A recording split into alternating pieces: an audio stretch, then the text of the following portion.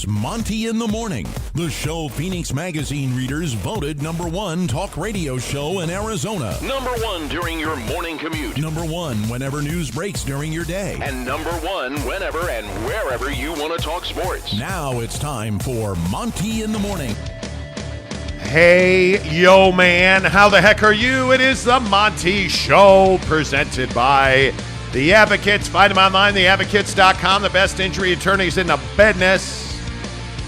I'm telling you, man, if you've been in a wreck, if you've been injured, you tripped on a broken sidewalk, you got hit by a car, you got hit in a car accident, go to theadvocates.com. You can chat with an attorney live online right now.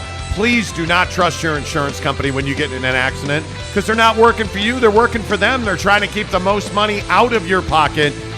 The Advocates will fight to get the most money in your pocket, and it costs you nothing out of pocket. See what I did there? Like, right. Anyway. In and out of the pocket. Jake's contemplating his Stetson Bennett apology. Right. The Advocates, theadvocates.com. Chat with an attorney for free online 24/7 at theadvocates.com. Of course, we have to talk about Donovan Mitchell making his return to Salt Lake City tonight. But I feel like we should start with, and I just want to open up the floor to Jake, because, you know, we've talked a lot on this show about, you know, the national championship last night, and I feel like the disrespect on his name that Jake put there was pretty significant. So, Jake, let me go ahead and single up on you. What do you want to say about my guy, Stetson Bennett? Nothing. He had a nice night. 304, 2 rushing touchdowns. He did what he needed to do. And I think that everybody who's on their high horse about this guy's story and about where he came from, that's great. He had a great story. Everything's awesome. That's neat. But at the end of the day, yeah, I do hate Stetson Bennett. Yeah, I don't think that, you know, he's had to face that much adversity. He's got the best defense in the country. He's got the best offensive line in the country. So let me get this right. Like, Stetson Bennett, the kid who didn't have a scholarship offer, walked on at Georgia, never in his status as a walk-on even had a locker. Mm-hmm. Never had a locker. Earned everything that he had. Nothing was given to him. And now has back-to-back national championships. Yeah, I hate that guy. Like, what a dick. I mean, what is your deal with Stetson Bennett? He played arguably the best national championship game we've ever seen from a quarterback. Absolutely dime after dime. And for some reason, you just won't give him a compliment. Yeah, look, he's a good quarterback. He's a good quarterback, right? His performance against Ohio State was better than what he did last night. Like, he played a better team in Ohio State than in TCU. Like, we found that out now. Like, I think that bringing them back against Ohio State, that performance was better than what you did last night. Last night was a red and white Georgia scrimmage. Like, TCU did what TCU does, which is you didn't win the big game. You didn't even show up. That's what's frustrating is that now we get to sit here and we get to eat a crow sandwich about how Stetson Bennett is some great quarterback when he is. Well, I disagree. Yeah, he's got a great story. That I will give you that. Like, walking on, not having a locker, like, it's everything that you would ever want to be as a quarterback. I agree with that. But I'm not going to sit here today and say that this guy beat some amazing opponent to win a national championship. Jake, now, it's who he played. It doesn't matter. Well, it matters to me. The guy, his rating was 227. I don't care if you're playing the flipping Girl Scouts. If you rate a 227, it's TCU, man. Who cares? The guy was unbelievable last night. To go 18 of 25 for 304, 4 touchdowns, and your longest pass was 37 yards. Come on. Like, you look at what he did against Ohio State. You look at what he did against LSU. I mean, the guy always shows up. He always shows up. And when I look at Stetson Bennett, he's what everybody should aspire to be. Mm-hmm. He went to the place where everybody told him he had no business going to Georgia. He wasn't going to make it. Nobody wants you. You're not good enough. Just, go be a statistician, go be the team manager, and yet he believed in himself. Mm-hmm. It's a great story. I agree. And for him now to do it 2 years in a row, to be a Heisman Trophy finalist. It's a great story. I don't care who he played. He played the best team that was put in front of him, and he kicked the crap out of TCU. Guys, they scored 65 points. They covered the spread on their own. They covered the over on their own. This was as good of a performance as you could ever want, that he threw 27 touchdowns and 7 interceptions this year, that he's rated 161. I'm not saying they played the best teams in the country, but Georgia beat a number 1 Tennessee and did it handily. You look at their wins, and yeah, I would agree that their schedule's not exactly world-beating, but who cares? He's still the starting quarterback at Georgia and a multi-time national champion, a Heisman Trophy finalist, and he, unlike your boy, Max Duggan, who got humiliated last night, showed up in the biggest moments and made it look easy. Yeah, Max, the moment was too big for Max. There's no question about it. And I think Max really hurt his reputation last night.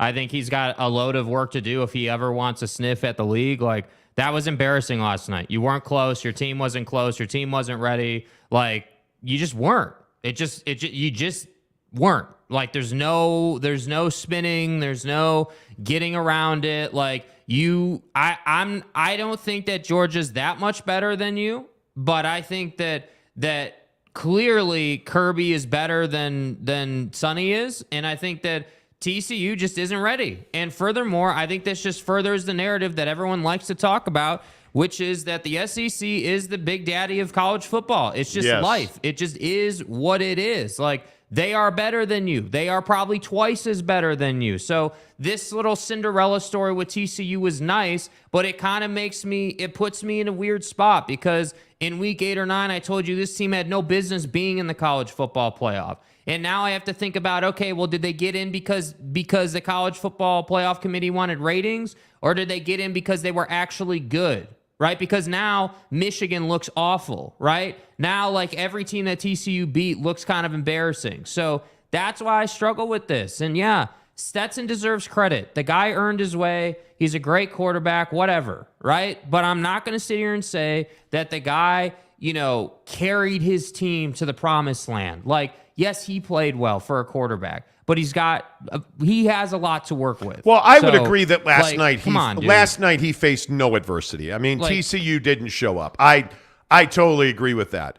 But his career story, I just think when you look at Stetson Bennett and you look at the fact that he just led a team to 15-0, an SEC team to 15-0, undefeated national champions back-to-back, like, there's no better script in Hollywood than Stetson Bennett. There's no better life story as a football player than Stetson Bennett. He is Rudy. He is all of those great overcoming adversity stories. And he's likable, and he's a good guy, and he belongs in the pantheon of the all-time great Georgia athletes, and there's a lot of them. Stetson Bennett isn't lucky. Stetson Bennett isn't fortunate. Stetson Bennett earned everything he's got. And to me, that's why you have to respect Stetson Bennett. And I don't care about Max Duggan. I don't care about any other quarterback in the country. Tonight, last night, this morning, Stetson Bennett's the best quarterback in college football. This morning, Stetson Bennett is a back-to-back national champion who led Georgia to a 15-0 season. That's a hell of an accomplishment. You can take nothing away. I don't care that he's got easily the best defense in the country that's not as good as last year's best defense in the country. I just don't care. I don't care that they dominated and overmatched and outclassed TCU team. Stetson Bennett led that team.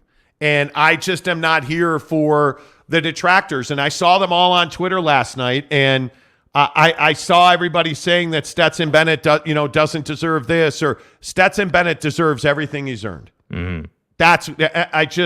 When you're Georgia and you have the hill to climb that they had to climb, and you come out of the Mark Ricks of the world where they just were not very good or not good enough anyway. Right. And now you've got Alabama chasing you and you're at the top of the hill. And let's be honest, everybody else in college football is at the bottom. That's saying something.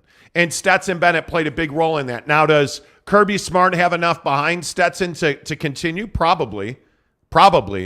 But today that doesn't matter. Yeah, I guess, yeah. I think we're a little bit different on this one. I don't disagree that he's earned what he's got. You got to go out there, you got to make the throws. And by the way, he's 25 years old. Yeah, I the guy's been playing in college football forever. It's time to move on.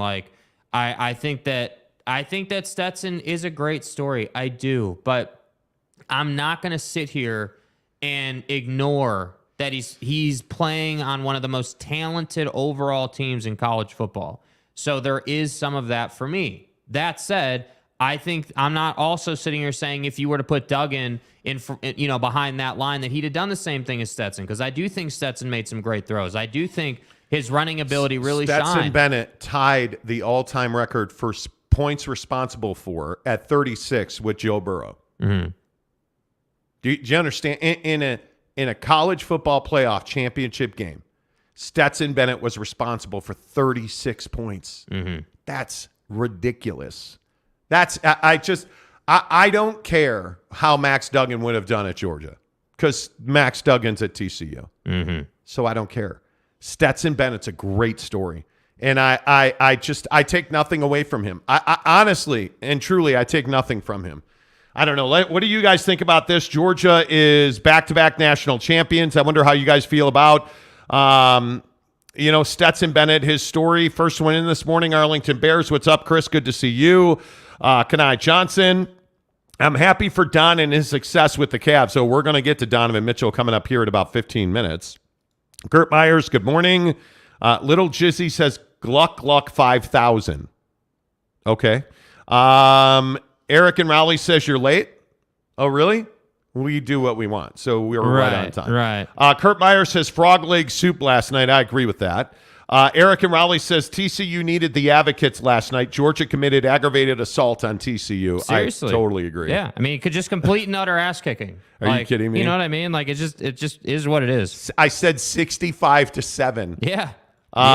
Let's see. Sean Mirzinski. Bennett is cheating the system. He's 25 playing 18 or 19-year-olds, and you think that's an advantage.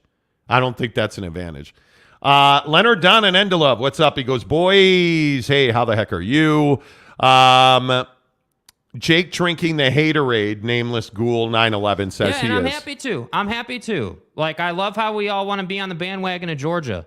Yeah. Where was all this support for Stetson in week 5? Yeah.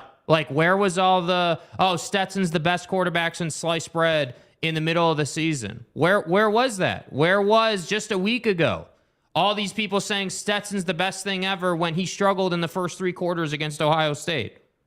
Where were you? That's right. You weren't around because you were happy to rip on Stetson. So I'm not giving you a hall pass when you want to say that the guy is incredible today. But doesn't he get some credit for the turnaround?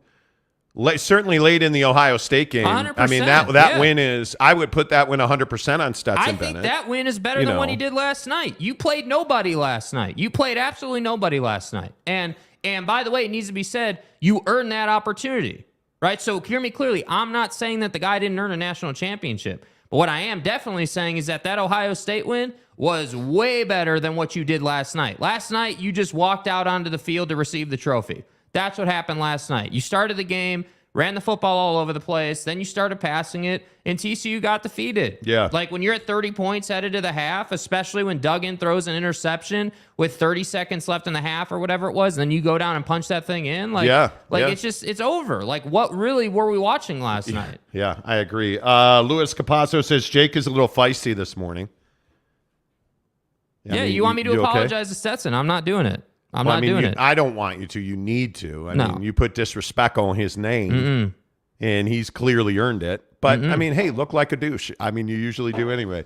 Maury Alvarez, who's a member of the program, says it was like he was playing EA NCAA football 2014 on easy mode. Yeah, pretty much. Pretty much. Yeah, dude. C says, wait, Bennett didn't face adversity? That's a bold take. Last night he did not. He did not. What adversity did he face? I would agree with that. Brett Robbins says Duggan played like the Eastern Conference Rudy Gobert. That's what I'm talking about.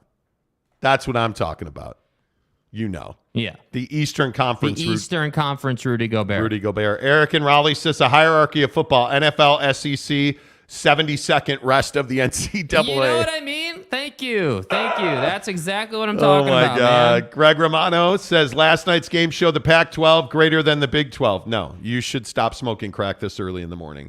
Eric and Raleigh, who's a member, says if Purdy isn't the starter next year, Kyle Shanahan's a failure. Okay, we could do that. Oh, by the way, breaking news from Adam Schefter this morning. Oh, boy. Here on the program. Brought to you by the official crispy chicken sandwich of the show, Super Chicks. That's right. Georgia defensive lineman and Chicago Bear legend Jalen Carter announced he's entering the NFL draft. He is Mel Kiper's number 1 rated player in the 2023 NFL draft. I mean, listen, he's already a Chicago Bear Hall of Famer. Mm-hmm. I mean, Super Bowl champion. He's legit. 18-time NFL All-Pro first team. Yeah, him and Stetson can hang out, you know? That's what it is. You know what he's saying? Stetson Bennett's an NFL starting quarterback. Do you think he is? I think he has got a chance. I think his age, that's where his age comes in. I think everybody has this belief that Stetson's 25 years old, so it's an advantage to him. Nah, bro. It's not. It's a disadvantage. Yeah. It's a disadvantage. He's playing against track stars, and you think it's an advantage to be 20. Come on, man. Go Tigers. Go Black 45 says Jake wants them to play Bama, Tennessee, OSU, USC, Penn State week after week. No one can survive that schedule. Nobody. Eric and Raleigh says, no, Monty, that was TCU showing up last night. Exactly. Apparently. That's exactly who TCU is. Apparently. Exactly. That's exactly right. See, who is not a member, you should all be members. Hit the join button. Says, are you joking, Greg? Did you see the Pac-12 top 2 teams did? TCU got rolled, but at least beat Michigan, who slapped Ohio State. This is a legitimate conversation. Mm-hmm. The Pac-12 is trash. I don't know about you, but all of the, oh my God, the Pac-12's better. Did anybody see Tulane? So Tulane's a national championship contender then. Must be. Because the best team in the Pac-12 this year was, it was Utah. Right. They got slapped by Penn State. Right. It was USC. They got slapped by Tulane. Mm-hmm. Oregon didn't make it because they choked on a D in Corvallis. So there's nothing to even talk about there. Like, the Pac-12 is weak. Yeah. There is no question in my mind that the SEC, and everybody hates the SEC, and I don't know how to break it to you. You can hate the SEC all you want. I mean, please do. Mm-hmm. But you can't make the argument that, there's a better conference than the SEC because they've won 4 straight college football national championships. Yeah, there's not it's not a conversation. What are we even talking about? I love how everyone was like, oh yeah, Pollock's on ESPN set last night sitting next to Saban, and Saban's all pissed off that he's talking about how Georgia's, now controlling college football and they're the best team. And it's like, it's true. It's true. Georgia is the best team in college football. They're better than Alabama right now. And I don't even know how people are reaching and saying, oh, well, hey, the Pac-12 is better than the Big 12. How do you figure? How does that math add up? That sounds like some more back of the envelope calculations to me, right? That sounds like some more, hey, Seriously. We're just going to say the Pac is better, even though the Pac has no business. being relevant. Like, they haven't won anything. Like, I agree, the USC Tulane thing is crazy. Like, that can't happen. And again, the problem is that is a great accomplishment if you're Lincoln Riley. Year 1, that's how far you got. Year 1. If Utah hadn't been exactly what they were, if they hadn't been, just that good. Yeah. USC is in the playoff. Like, we can't lose sight of that. Yeah, I don't know, man. I think when I look at just how dominant Georgia was, the Ohio State game was make or break because you beat Ohio State. And, I mean, if you want to talk about conferences in turmoil, what do you say to the Big Ten this morning? Because Michigan got beaten badly by TCU. Mm-hmm. And now TCU was never in the game. They were never in danger of winning that game, TCU. What does that say about Michigan? What does it say about Ohio State that it looks like now Georgia played down to Ohio State? Yeah. What do you say? I don't even know what you say about that, man. Like, there's no question in my mind the SEC is the best conference in college football. You don't have to like that, but I don't think you can make an argument to the contrary. Yeah, I mean, who from the pack are you going to say is capable of beating Georgia? Because I'm pretty sure Georgia slacked Oregon in week 1. Like, it's not close. Yeah, I don't know, and this is why I'm asking. What do you say to the Big Ten this morning? Because I don't think, in my mind, and I'm just one guy with an opinion, the Big 12 is the second best conference in college football, in my opinion. I don't think the Big Ten, I think it's who's better, the Pac-12 or the Big Ten. And I don't know that I can make an argument decisively one way or the other. I think the Pac-12 is a more complete conference on the football field. The problem is there's so much garbage happening in their business ops that it's hard to say they're a better conference. That's the issue. Yeah, I look at Michigan going undefeated in the Big Ten, and I laugh because I think when you look at Michigan's schedule, and ultimately, I memean, Penn State dominated Utah in the Rose Bowl, and I don't think that's because Cam Rising got hurt. But you look at a 51-45 loss by an undefeated Big Ten team. That's embarrassing. I mean, that to me, that's embarrassing. And TCU, I just felt like was, I don't know what they were. I don't know what they were. Show up. I don't know. Like, we were sitting there watching this game, and we're like, oh well, is this moment too big for Buddy? Is Max just not here tonight? Like what? Like. And ultimately, you start to figure out that even with the shortcomings of Max Duggan last night, like the offensive line of Georgia absolutely positively dominated the defensive line of TCU. Like, I'm talking about did whatever they want to do whenever they wanted to do it. Like, wasn't even close, and that's why you see Stetson doing what Stetson was doing. I'll go back to Kansas State winning the Dr. Pepper Big 12 championship. Should TCU have even been there? I'm telling you, Alabama should have been the fourth team in. Well, I agree with that. And I think a lot of people are in agreement on that. I just don't believe that, and we talked about it back then, I don't believe TCU should have been there. And I love Sonny Dykes, and I respect what he's done in that program in just a very short amount of time. But you lost your conference championship game. That should have knocked them out. Because and listen, I understand they had an incredibly difficult schedule. You lost the only game you needed to win, which was the Dr. Pepper Big 12 championship game, and you still got in. And Alabama, in my opinion, was more deserving, and we could go back and argue about this now because the season ended. Yeah. But that, in my opinion, that is what it is. This is kind of why I say when we had that conversation about how they make the college football playoff, like how they were making the 4 teams, like those rankings were TV ratings. And then ultimately, what do you get? Because last night, I'll be really curious to see what the ratings were, because I'm sure it'll be a big number, but I would love to know how long people stayed, because that game was over. I could make a case that game was over after the first quarter. Giggity, who's a member of the channel, says, good morning, guys. I expect to see more games like this with an expanded playoff. I would agree with that too, Giggity. I think there's no doubt that with more teams, there's going to be more ass whoopings. Yeah. Because where the Atlantic and the Pacific Ocean come together and there's muddy water and then crystal clear water. You know that visual, right? Yeah. That's what the college football playoff is. There's a bunch of crappy teams who now have to get in, and then there's like 2 or 3 teams who are really good, and usually it's not close. Usually it's not close. It's not Texas winning the Rose Bowl. It's not, you don't get close games like that on the regular, in my opinion. I think you get more of what we saw last night, and I don't necessarily believe that's good for college football, but, it is what it is. Tim Bruckmiller says Kansas took Arkansas to 3 overtimes. Kansas is a much better program.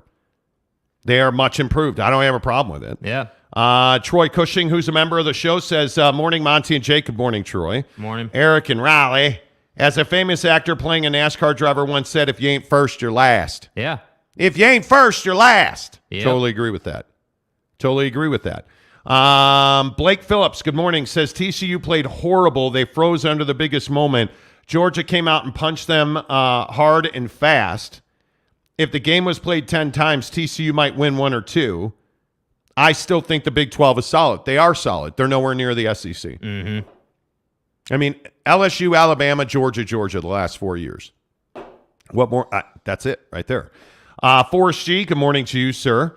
Question about the memberships, he says. If I don't have Instagram, is there a way to still get the exclusive content? Yes, absolutely.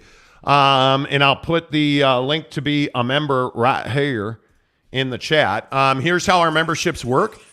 I mean, go ahead and turn that up, Jake. Sorry. It's fine. We're not trying to do a show here, bro. My bad. You don't get that kind of garbage in the exclusive membership. Right, yeah. Jake is going to cut an exclusive video today where he is apologizing to Stetson Bennett. You'll get that exclusively on YouTube, and you will get that in Instagram. What you get with Instagram is you get the exclusive membership chat. Mm-hmm. Like last night, we were all chopping it up about the championship game while it was going on. And like it's just a lot of fun. It's a community. Tonight, I guarantee you we'll all be in there talking NBA, Donovan Mitchell back in Utah.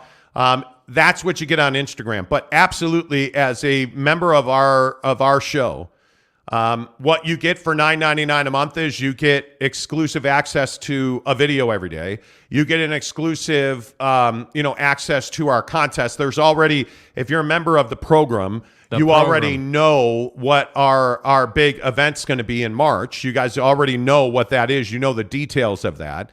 When we drop merch, you get a discount. You get first access to it, so you never have to worry about getting the right size. Mm-hmm. You just get all kinds of member exclusives. You get all of our information first, all of our inside info on the Jazz.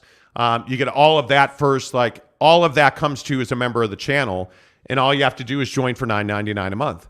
And if you don't have Instagram, hey, you absolutely get access to all of that. The only thing that you don't get on Instagram is the chat function. And it's a big deal, I'll be honest with you. It's a lot of fun. It is. The Instagram members only group it's a lot of fun. Now, I don't understand why everybody keeps hitting the video call button. I don't know either. I mean, we didn't sign up for FaceTime action, you know what I mean? Yeah, I won't be ever answering a call in Instagram. Yeah. Because usually it's from some guy in India telling you that the IRS is auditing you and you're going to jail. Mm-hmm. So I won't be picking up that call. Eric and Raleigh says Florida beat the Pac-12 champions. They did. That's very true. Tanner Plummer, who's a member of the program, says, I would be ecstatic if the Big 12 is the second best conference behind the SEC. And I think they are. Lee Jensen, one of our newest members, says, I would say to the Big 12 to join the channel. Yes, you should. The Big 12 needs to become a member. Mm-hmm. Josh Lovern, who is not a member of the channel somehow, some way, probably because he's a Seahawks fan. Right. Says Pac-12 top to bottom is stronger than I thought this year, but they don't have an elite team. I mean, it's a good, not a great conference. It truly is a good, not a great conference at all. Gage Carter, good morning to you, sir, says, didn't the Pac-12 have the most 10-plus win teams this season? Okay, cool. Yeah, I mean, on the football field, they had a nice year. They did, and I think that the Pac-12 is a talented conference. There's no way around that. However, I don't think that, with where they're at business ops wise, with where they're at, just generally speaking, how they run the conference, not like I'm talking about distribution and all that stuff we always talk about, like they're not even close. And that's why I say, and have been saying, this is going to be a 2-conference college football system sooner rather than later. I firmly believe in that. I don't know. That's interesting. I don't know how you change the makeup or the foundation of college football. I really don't know how you fix what ails, because you're not taking the blood out of the blue bloods. You're not. I mean, kids want to go play at Georgia and Alabama. They don't want to apparently go play. They want to play where they're going to win. They're going to play now, and they're going to be on national TV. Well, and what is it? It's a what have you done for me lately proposition. I mean, you think about it. If you're some highly touted quarterback recruit that needs a path to the NFL, are you going to really sit here and say that you want to go to a Pac-12 school over an SEC school, or maybe even, depending on J.J. McCarthy and how that all works out for him, maybe even a Big Ten school? Like, no, you want to go to the SEC. You want to go to, a place where it's proven that it works, a place where, hey, if I go to Alabama, yeah, I'm probably going to have to wait 2 or 3 seasons for my term, right? For my turn. But there's like, then when I get in, I'm going to have that opportunity. So to me, I just don't even think this is much of a conversation, man. I don't think that this is much of a debate. And as for last night's ass kicking and how much that's going to happen as the college football playoff expands, it's going to happen a lot. It's going to happen I would agree. a bunch. And I think that that's just what we have to deal with, because we see it all the time in basketball, right? This is a common occurrence in March Madness. Oh, yeah, well, yeah. Kansas beat up on some mid-major. Like, yeah, we don't care about that. Yeah. But no, we I have agree. issues with it in football for some reason. Yeah. Troy Cushing, unlike you, Jake, has humility and is apologizing. He says, yeah, I insta-butt dialed last night. My bad. Well, Troy, you had kind of a rough night last night in the chat. First, you left the chat on accident, right? And then Or I had he to said on re-add you. accident. Yeah, maybe it could be that you hate my Stetson take, and that's why you left. I don't know. I but don't think he hates your Stetson take. I think he hates you. Thank you for that clarity. I mean, that was really needed and necessary. Yeah, you know. Yeah, right. Wow. Thank you. I just Thank yeah. you. Thank you. I'm telling you, the Instagram chat on its own is reason enough to become a member of this show. Mm-hmm. I mean, again, it's $10 a month, and you get all kinds of great perks. But the Instagram chat's fun. It is fun, unless you don't have Instagram. Right. But yeah, it's fun. And what he's done in the NFL, Joshua, who's he talking about? Gardner Minshew went to Washington State, and that put him in the NFL. I'm not saying the Pac doesn't put guys in the league. Clearly, they put guys in the league, but I'm saying that if you want to be number 1 overall pick, if you want to be special, if you want to have that hype, like you're not probably going to Stanford, with all due respect. Well, I also think that if you look at who's the best quarterback in the NFL right now, you can only have one. Where did Patrick Mahomes go? Patty Mahomes. He went to Texas Tech. Mm-hmm. Okay. All right. Well, Mahomes. Who's another great quarterback? Well, if I look at Justin Herbert, the Sex Machine, he went to Oregon. Right. I think that you get conference dichotomy out of guys. I think oftentimes the best quarterbacks in the SEC don't become anything other than Mac Jones at New England, right? Or I don't think where you play college football determines if you're a successful quarterback in the NFL. Again, I'm the guy who says Justin Fields is never going to be a superstar in the NFL. I don't believe he'll be anything better than Lamar Jackson, who I don't think is a superstar in the NFL. I just don't. That's just my opinion. I don't know. I could be wrong. I could be right. I'm not sure, but yeah, I don't know. So the drops aren't working. The drops are not working today, and I don't know why. I have no idea. Did you unplug and replug? Yeah, I've unplugged and replugged. I've restarted the computer. I've done everything. Yeah, I unplugged it there too. I would unplug and replug again. Yeah, I just would. Yeah, we'll figure this out. Now I'll plug it in and then plug it back into the mixer after you plug it back into the computer. Bruh. My point is, I don't think where you play college football determines your success in the NFL. I think where you end up in the NFL determines your success in the NFL. I mean, again, I think Justin Fields is a good, not a great quarterback in the NFL. That's just me. Anytime a quarterback is a runner first and that's how he can win games and that's the only way he can win games, I'm telling you, you're not cut out for that. Right. But if I look at somebody like Mac Jones, is Mac Jones a better quarterback if he is playing for a quarterback guru of a coach than if he is in New England, where you don't have an offensive coordinator? Yeah, he probably is. Is whoever winds up starting for the Raiders next year a better quarterback because of Josh McDaniel? Yeah, I'm sure he is. Is Derek Carr a bust in the NFL because of the Raiders? Yeah, I'm sure that plays a role in it. I mean, it doesn't matter, in my opinion. You have Josh Allen. Where did Josh Allen play football? Nowhere, Stateville. He didn't play in a major conference. He didn't play in a major program. Yeah. So, I just don't think it matters. I just don't think it matters. Yeah, I mean, there's no doubt that like your path to success in the league largely depends on the situation you find yourself in. This is the case I make for Zach Wilson all the time, that I think that part of Zach's struggle is that he does play for the Jets, but there's no question. Like with Zach, you can clearly identify that he's just not playing good football, that he mentally is not ready to go to make the correct decision. So that's where the age-old question of, is this Zach or is this the Jets, comes in. Like Justin Fields, right? It's no secret. With all due respect to the Bears, they're not good right now, and it just is what it is. So, you look at Herbert, he gets to San Diego in a mediocre situation that got improved, and now we're sitting here talking about how Staley should be fired on Black Monday or whatever. He should be fired when their season ends because they are in the playoffs, because it hasn't been good enough. So you can see they've at least made that step forward. I would much rather have... the only quarterback that I think is going to be absolutely mint in this draft is probably Bryce Young at Alabama. Mm-hmm. But how many Alabama quarterbacks have gone on to greatness? Contemplate that while we hear from the advocates. You've been in an accident and now you're injured. Though it wasn't your fault, you now have to deal with getting your car fixed, mounting medical bills, and insurance companies who don't play fair. But don't worry. The experienced team at The Advocates are here to get you the support you need. There you go, The Advocates. Make sure you find them online, theadvocates.com. I think it's interesting, this conversation about where quarterbacks are made, because I just don't believe that is a thing. If you look at quarterback use, certainly BYU is in that group. Mm-hmm. How's Zach Wilson doing? Well, he wound up with the Jets. Is it BYU or is it the Jets? Look at any USC quarterback recently. That's quarterback U if there ever was one, right? So right. I look at the guy, and then I look at where he lands in the NFL, and I think that's a far more larger determining factor. Christopher Shannon says C.J. Stroud is the best quarterback in this draft. Yeah, I think you're completely wrong. C.J. Stroud is a guy that has played a weak schedule for at least the last 2 years. C.J. Stroud's a guy that has not had to carry a football team. C.J. Stroud is a guy that I think has had the best wide receiver core, or one of them.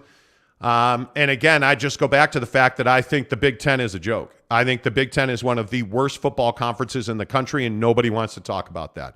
Nobody wants to have the conversation that Indiana, Purdue, and Illinois, let's go down the list. How's Iowa doing these days? Mm-hmm. How's Northwestern football these days? The Big Ten is a joke. The Big Ten is a maybe one, but two-team conference. Right.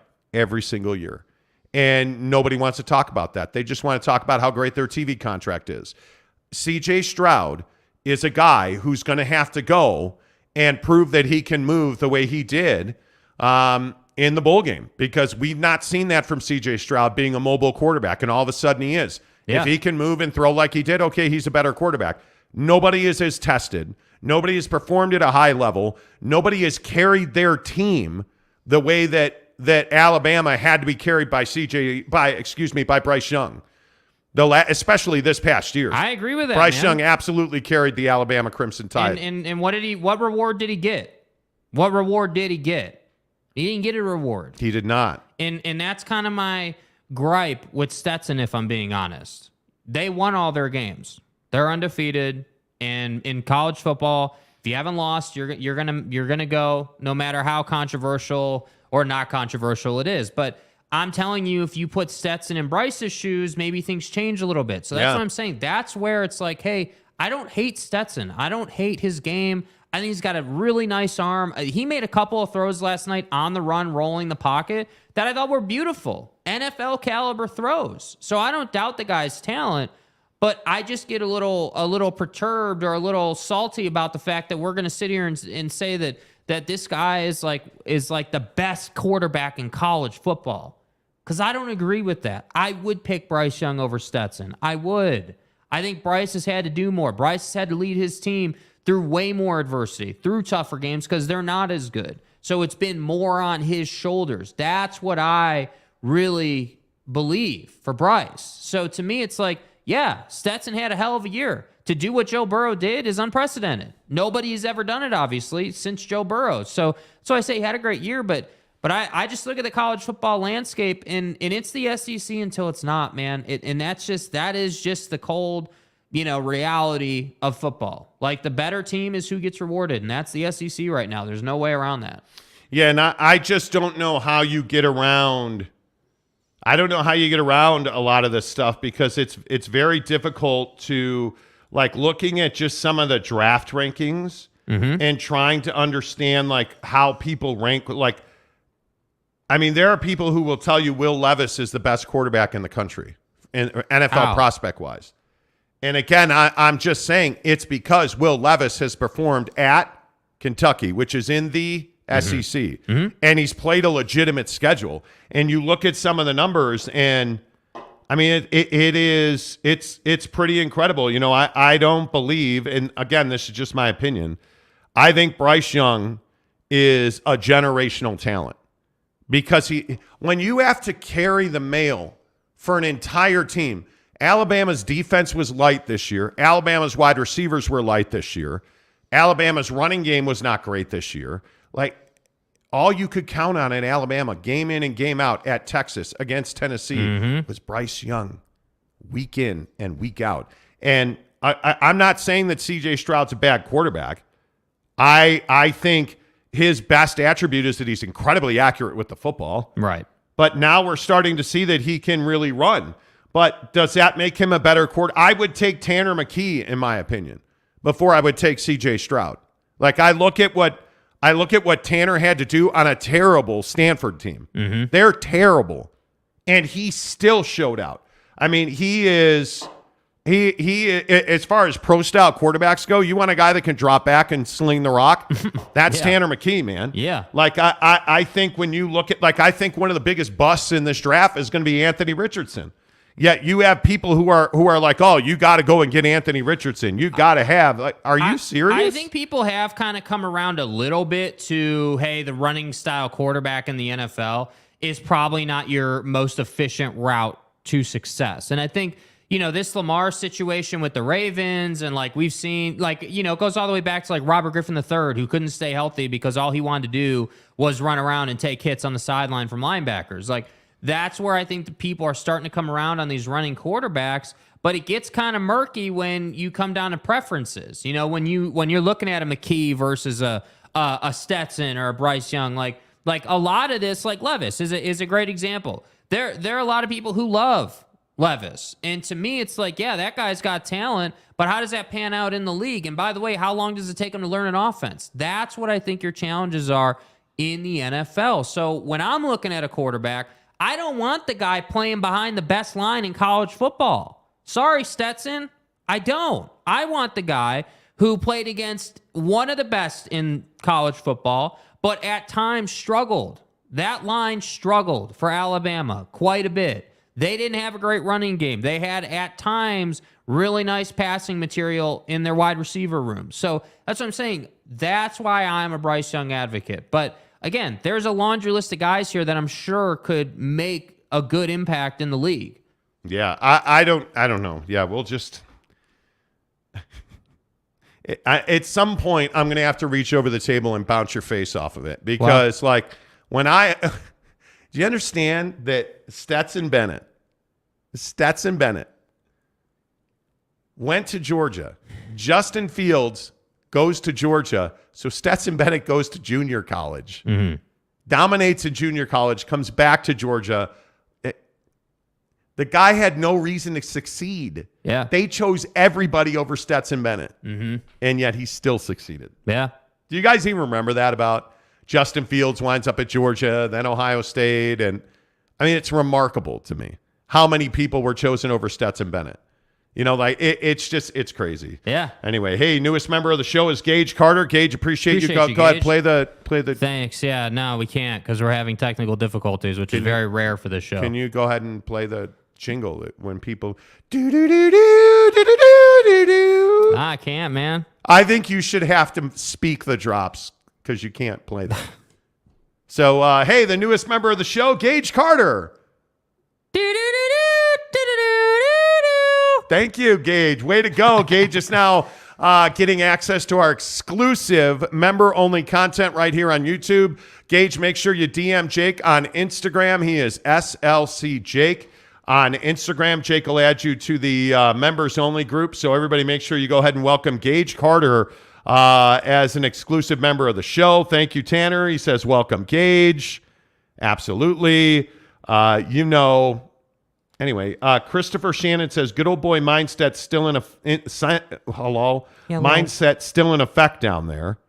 Okay. What does that even mean? Okay. By the way, Troy Cushing says, nailed it, Jake. Dude, thank you. Thank you, Troy. You know what? I appreciate that, man. Thank you. Kurt Meyer says, Jake, that sucked. Thank you. I agree. It sucked. Yeah. Oh, my God. Stetson Bennett will be the Cardinals quarterback, Josh Lovren says. My question is, how are you? Are you just going to hum or rap the No, I'm Football not. 50 That's music? not. That ain't happening. I'm sorry. You're so weird, though. Like, you won't sing or rap at all, even just in the not- car it's not when my we're, like, thing. bumping music. I do it when I'm alone. I don't like to do it around other people. It is what it is. Why? It's just who I am, man. Well, I can rap the entire song of Gin and Juice and Gangster's Paradise. Mm-hmm. Yeah, you can. And you won't. No. Okay. That's fine. Dallin says it sucked, but I laughed so hard. Lewis says, Jake, you have to get the drops fixed. Sorry, but hearing Monty's voice cracking like nails on a chalkboard. Yeah, the issue is I think the only way to get the drops fixed is to turn the mixer off, which means you guys can't hear anything at all. So that's the problem. Yeah, that's probably not going to work. That's probably the issue. So that's probably not going to work. I mean, if we want to take roll here and you guys want 2 minutes of silence, we can figure that out. But I don't think you want that. So look, it's just me, but you know.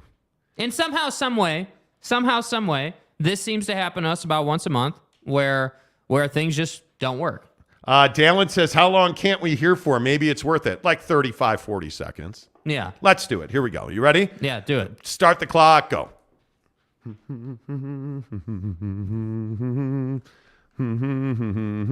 can still hear it because now the frickin' mixer won't turn itself off.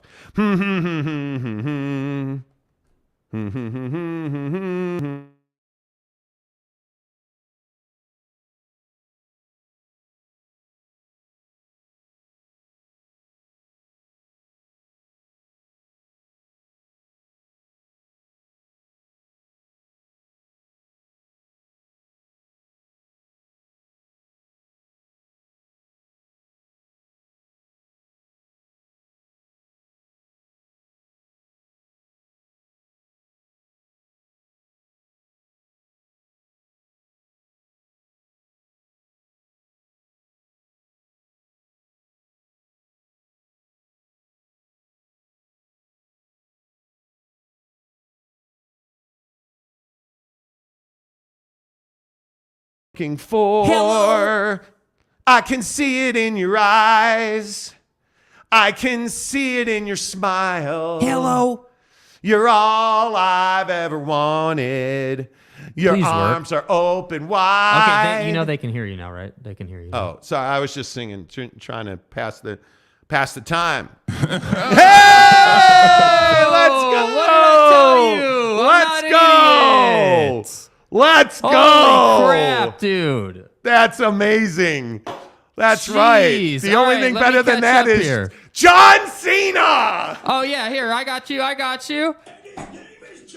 Oh, no. What happened? What happened? It was working fine. What happened? What happened? Are you kidding me?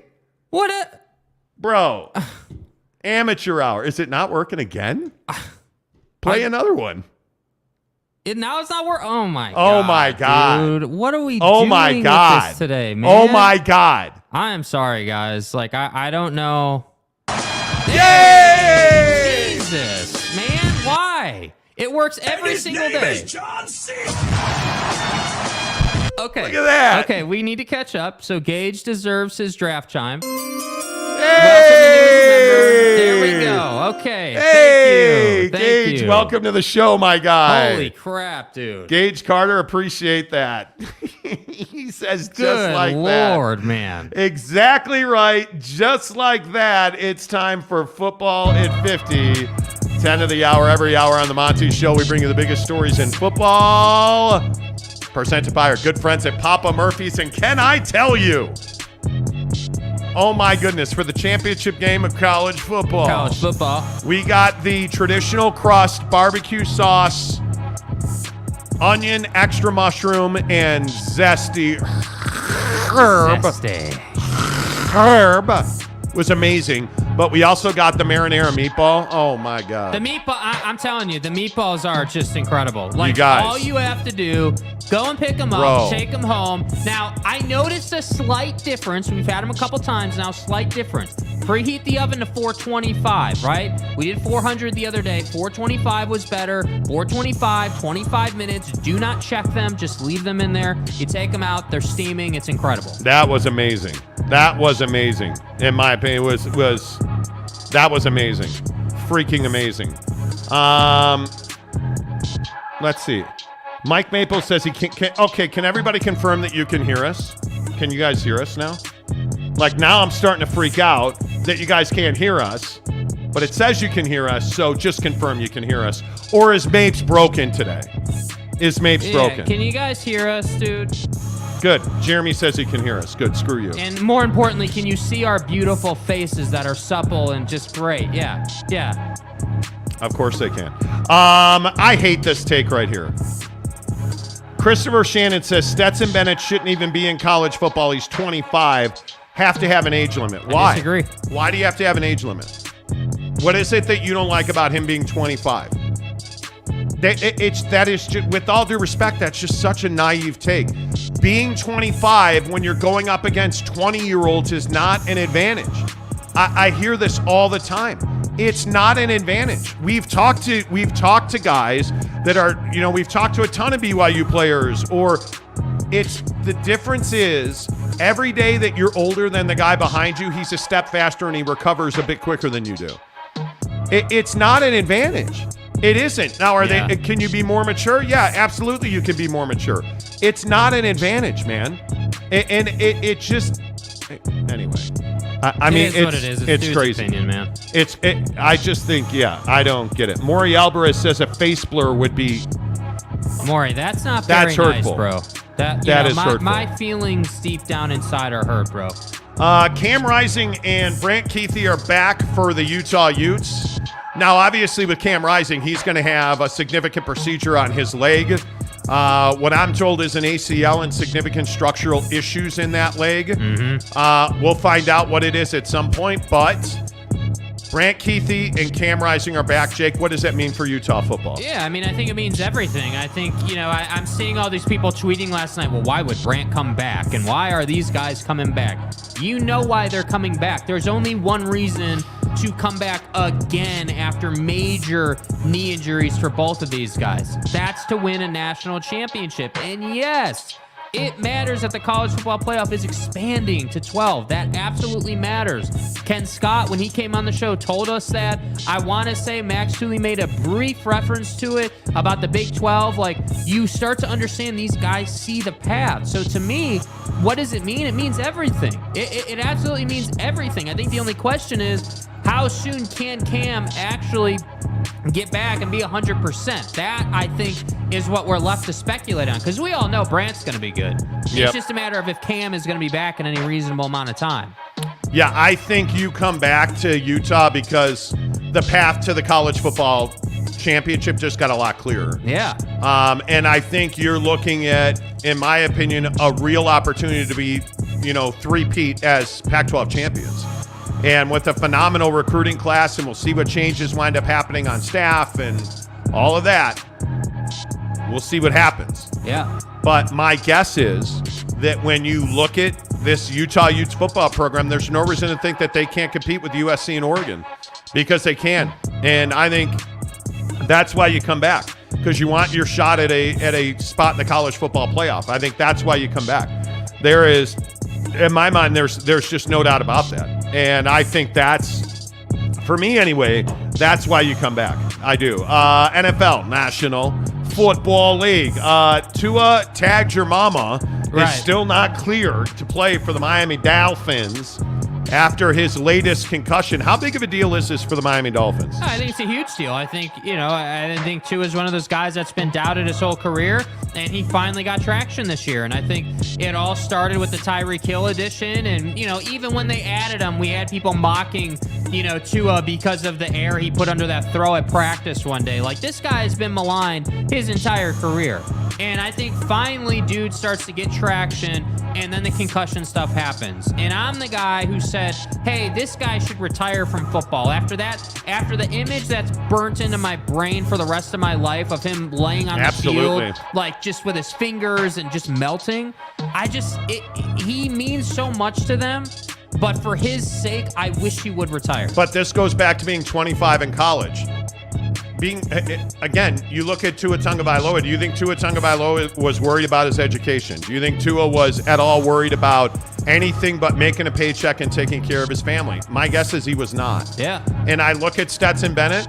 Stetson Bennett is a guy that had a very different path than most people had to Georgia and being a starting quarterback at Georgia in the SEC. Yeah. I think Tua Tagovailoa should I would have advised him to retire, but you can't make a guy do anything. It's Tua's decision. I think he will play on Sunday. I mean, they're a massive underdog at Buffalo. I think it's still double digits at 10.5. Yeah. To me, again, the Dolphins don't win in cold weather games, so I'm not even sure that it matters. He will play. I don't know that he should play. Yeah. I don't. But again, that's just me. It's just my opinion, and I take it a lot more seriously than most people. Eric in Raleigh, who's a member of the program, says Tua Tago brain mush. Seriously, man. Pretty much. I worry about the guy. Pretty much. And then there is our guy, Alan Lazard. Right. Alan Lazard ain't got no love for Green Bay, Aaron Rodgers, or just about anybody else because Homeboy was asked about his future in Green Bay, and he did not what should I say, vacillate in any way, shape, or form. Do you expect 12 to be back in the fold next year? I don't fucking know. Shit. I don't know where I'm going to be at. I can't worry about somebody else. Have you done a lot of reflecting about that when you left the field tonight?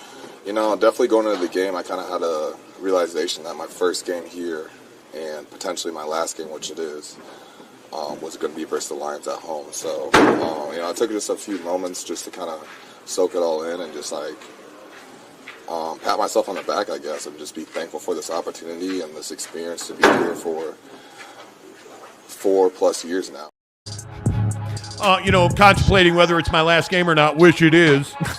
Alan Lazard ain't got no love for Aaron Rodgers and the Green Bay Packers, nor should he. Nah. I'm telling you, and again, we did a video on it yesterday on the channel. Go back and check it out. We did a short. Aaron Rodgers is a problem in Green Bay. Yeah. And until Packer fans embrace that, guys like Alan the Lizard is going to walk out the door, and you're going to keep losing top talent like that. He is quality, bro. Like quality. Yeah. I am no Aaron Rodgers apologist. I think you know that, but you guys got to understand he's the problem. Yes. Aaron Rodgers is the problem because we're going into another spring and summer where it's, hey, look at me. I'm a free agent. Haven't made a decision yet. Banging Hollywood movie stars. Aaron, why do you have to take your jersey home? What's the deal? Well, because, sometimes, the ayahuasca makes me do crazy shit. And I don't know, man. This jersey, I'm going to get naked with this jersey on my feet, and I'm going to wrap my feet in it. Okay, well, this is a PG-13 program, but that's fine. That doesn't. So taking the jersey home has nothing to do with retirement? No, I hate my family, and they hate me. It's why I drink ayahuasca. Okay, Aaron. Anyway, the point is... Wow. The problem is Aaron Rodgers is still very good. He's not great. He's not a big game performer. He's not a postseason performer. Yeah, he's not even Stetson Bennett. But Aaron Rodgers, if he doesn't want to play in Green Bay, will play somewhere, and they will save a ton of money on his cap hit. Yeah. If I'm the Packers, he's got to make a decision in the month of January. Yeah. No more of this BS. Well, ask me, hey, Coach, why isn't A-Rod here? It's mini camp. Why isn't A-Rod here? He's banging an actress in Hawaii, drinking ayahuasca. What do you want me to tell you? Yep. Because that's what this is going to be. You know it, and I know it. 100%. You know it, and I know it. And I'm telling you now, the problem in Green Bay is Aaron Rodgers. And the problem in Salt Lake City and all across this fine, great nation of ours is you haven't had the marinara meatball yet. At Papa Murphy's, we do more than just pizza. We do meatballs and marinara. Actually, I do the meatballs and marinara. And how do you do it, Dad? How do I do it? How do I do it? Order now at papamurphys.com. Telling you, man, if you haven't had the marinara meatball yet, dude, hit it because it's really good. Use the promo code Monty25 to get 25% off your purchase of $25 or more at Papa Murphy's Pizza, the one, the only pizza in this country, especially in the great state of Utah. Is Papa Murphy's. So easy, so delicious. The Monty Show, presented by the Advocates, UtahAdvocates.com. Obviously, the biggest story in sports today is the return of the Don. Jake, the Jazz are a 3.5-point dog. Will Jazz fans boo Donovan Mitchell? Yeah, I think the answer is unequivocally yes. I think Jazz fans are a little bitter about it. And look, we in our exclusive membership behind the scenes Instagram group, we were talking about this. We were talking about how Donovan Mitchell is someone who Jazz fans are frustrated with because Jazz fans, a lot of times, not you guys who listen every day because you guys are pretty plugged into the team, but if we zoom out and we think about the fan base in totality, I'm talking about the guy who works his 9 to 5, isn't plugged into the team, and just reads the headlines.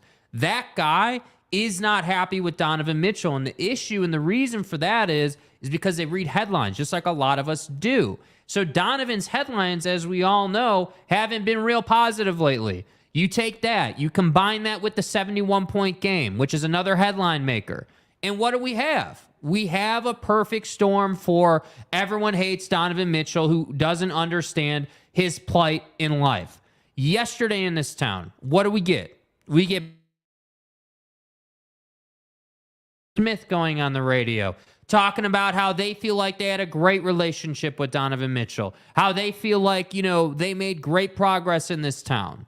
And I'm here to tell you, while that might be true, while they may feel that way, clearly Donovan Mitchell didn't feel that way.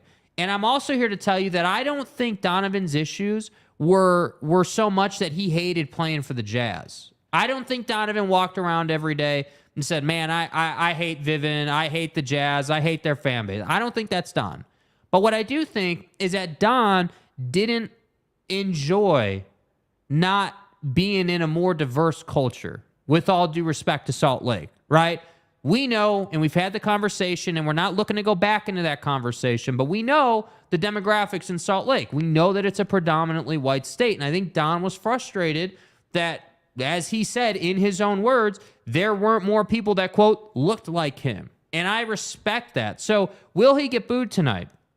Yeah, I think he'll get booed tonight. We're going to be there with Austin Napierski and whoever he decides to bring. And Austin's going to be wearing his sweatshirt from the team shop that he's going to buy. So yeah, I think when we're there, they are going to boo him. There's no question about it. My question is how does Donovan respond? Because I remember how LeBron responded, right? We all remember when LeBron multiple times has gone back to Cleveland in a Heat uniform, right? When he went back to Miami in a Cleveland uniform. We all remember those days. LeBron had big nights against those teams. He had big nights in his return to the different markets he played in. And so to me, I would love nothing more than to see Donovan Mitchell drop a 40 spot on this team and prove a point and basically shut up all the haters, because I do think there are a lot of haters in this town that don't like Don, that think he's some victim, or that think that he's some just guy who just causes drama. That's what we hear all the time. Oh, he's just a drama queen. I don't think he's just a drama queen. I think that he has his beliefs just like you and I do. And I think at that point, I think he's going to vocalize those. And he doesn't care whether you like it or not. And I think that's the part that rubs Jazz fans the wrong way. That's the issue they have with it. They wish he would just conform to the status quo. I don't understand the booing thing. Because one of the conversations I think is really important that we have today is, what did Donovan Mitchell mean to this city? And I understand that there's a lot of people who want to say that Don was woke or whatever you want to say about Donovan Mitchell. If you boo Donovan, you don't understand how important he was to this town. And I think the inspiration that Donovan brought to this city, I think the fact that Donovan Mitchell is a guy who was an unbelievably good citizen. You never heard about Donovan Mitchell off the floor. Yeah. You never heard about Donovan being lazy. You never heard about Donovan being a problem. You never heard about Donovan, being a cancer in the locker room like Rudy Gobert. You never heard about Donovan Mitchell constantly and obsessively bitching at officials. Like, he wasn't that guy. All you heard about Donovan Mitchell was how hard he worked in the offseason. And think about just the motor and the work ethic that Don brought to this club. And that every summer he worked hard, and every training camp he came back with a broader, better game. That's what you heard about Donovan. And yet you're going to have fans that are going to boo him as though he's some kind of pariah in this town. And he's not. And if you boo Donovan Mitchell, don't come to the game because you're not a Jazz fan. Mm-hmm. That's what I would say. I think it is ridiculous if you're going to come to this game tonight and you're going to boo a guy who I think almost single-handedly carried you to one of the best runs post-Karl Malone that this franchise has had. Not think. That is, Donovan's time here is the best run this franchise has had since Karl and John. Facts. And I think since Mr. Miller passed, Donovan carried this team. It wasn't built to his strength. He never had a team that catered to what he did well. He never had an offense that catered to what he did well. Frankly, he had one of the worst, in my opinion, general managers in the NBA at the time that he was here. And you're going to blame Donovan Mitchell. You're going to call him, like, it's just so short-sighted, in my opinion. And it makes very little sense to me. Very little sense to me that people have so little ability to see and digest what Donovan's meant to this club. Yeah. It's remarkable. Yeah. It's remarkable. Teddy Wayman says, Don going for 50 tonight. Dude, I would love to see it. I really, really would love to see it. Yeah, I would. That would be a phenomenal show. Brett Robbins says, at least Gordon had the Papa Murphy's balls to say he's leaving instead of sneaking around behind our backs asking for a trade. Okay, so again, I will just say, where has Donovan Mitchell ever asked for a trade? Where was it that he demanded a trade? Where was that? Because that's never come out. Danny's never said that. Don's never said that. Will anybody in the media ask him if he asked for a trade or demanded a trade? I don't know. I guess we'll find out until Donovan says he demanded a trade. Because, again, I was told right up until the last moment that they had conversations and Donovan essentially said, hey, if you can make a move, make a move. I'm not going to stand in your way of making a move. Donovan never demanded to be traded. And anybody who thinks he did that, hey, you're going to need to show proof of that because I'm here to tell you that that never happened. Mm-hmm. Donovan never went to Danny Ainge or Ryan Smith and said, I'm out. You need to trade. He never said that. He never said that at all. BB said, who cares? We are done with a player that's wanting only to see guys of his skin color, racist comp. What are you talking about? See, and again, this is where the shallow guy always goes. Yeah. Where you always want to play the race card with Donovan Mitchell. That's the problem. And it's one of the bigger issues, in my opinion. This is one of the bigger issues in Utah. We always want to go to the race card first. My biggest problem Always. with this comment right here, with all due respect, B, because I don't want you to feel like I'm trying to just take you to the woodshed or something. But when you say something like that, I have to respond to that. And what that comment tells me is you don't have any ability to empathize or put yourself in Donovan's shoes. How would you feel if you were and I don't know what your skin color is, but I'm just going to use the example, a white man in a 94% black community? How would you feel? Why is it a problem that he recognizes when he was a Utah Jazz man, you look around Vivint Arena and there's a bunch of white people watching you play basketball? And why is it a problem that makes him uncomfortable? And I thought it was great yesterday. Like Big T was on Spence's show. Thurl Bailey was on ESPN 700. And you know what he said? Yeah, you look around and there's not a lot of people that look like us. BB, how come you're not attacking Thurl Bailey today? Why are you not going after Thurl Bailey for saying that when he played here, hey, you look around and there's a bunch of white people? And yesterday, what did Thurl Bailey say? Hey, welcome to Salt Lake City. There's not a lot of people that look like us. So again, BB, why are you not taking Donovan Mitchell or Thurl Bailey to the woodshed the way that you're calling Donovan Mitchell a racist? Doesn't that make Thurl Bailey a racist? Because he said the exact same thing yesterday. Maybe it's because you lack perspective and you don't understand that that's a real issue because you don't have to ever think about that. You don't ever have to worry about what it's like to not see other people who look like you. You'll never have to worry about that in Utah. And by the way, we as two Crazy. white dudes don't fully know how Donovan feels. I can tell you right now, I have the ability to empathize with Don. Like, I understand. Hey, man, like, you're uncomfortable with the idea that you don't see other black folks around. I get that. The concept of that, the idea of it, I understand what you're saying. Yeah. Now, I will never, it's physically impossible for me to ever feel how Don feels because I'm white and he's black. That's just the world we live in. And I'm not scared to say that. No. But to sit here and say that Donovan Mitchell is racist It's ridiculous. It's ridiculous. Yeah, like it's ridiculous. It's blasphemy. It's just ridiculous. And the problem is we, as a society, don't want to talk about issues of inequality. We just want to bury that stuff deep, deep, deep down, and we want to talk about, hey, was this guy the problem? Or he's a problem because he wanted to do... Why can we not embrace, especially in today's culture, that the athlete, and specifically black athletes, and specifically in the NBA, they carry the water, man. They have the power. There's no question about that. And I think this Damar Hamlin thing in the NFL actually shed some light on that, because now we know, thanks to Don Van Natta at ESPN, the NFL didn't want to cancel the game. The NFL didn't move to cancel the game. It was the players and the coaches that said, we're not playing tonight. And then the NFL canceled the game. Which kind of explains the Joe Buck situation, that everyone was like, oh, well, Joe just made an idiot of himself. No, he didn't. It is remarkable to me that people don't understand in the NBA it's a players' league, period. It is a players' league. And to be specific about Donovan Mitchell, he handled himself with nothing but class. He handled himself with nothing but professionalism. Yeah. The way that he has he taken some snipes? Sure he has. Sure he has. But the way that he exited Salt Lake City, he didn't say two words. He didn't rip Salt Lake City. He didn't Darren Williams. He didn't Gordon Hayward, publish a blog on accident. Like, he didn't do any of that. He just didn't say anything. But if he'd have said something, guys like BB would have crucified him for it. He says nothing, guys like BB crucify him for it, because it's not that Donovan is, a jazz man leaving. It's that he's black and he's leaving, and you're happy about that.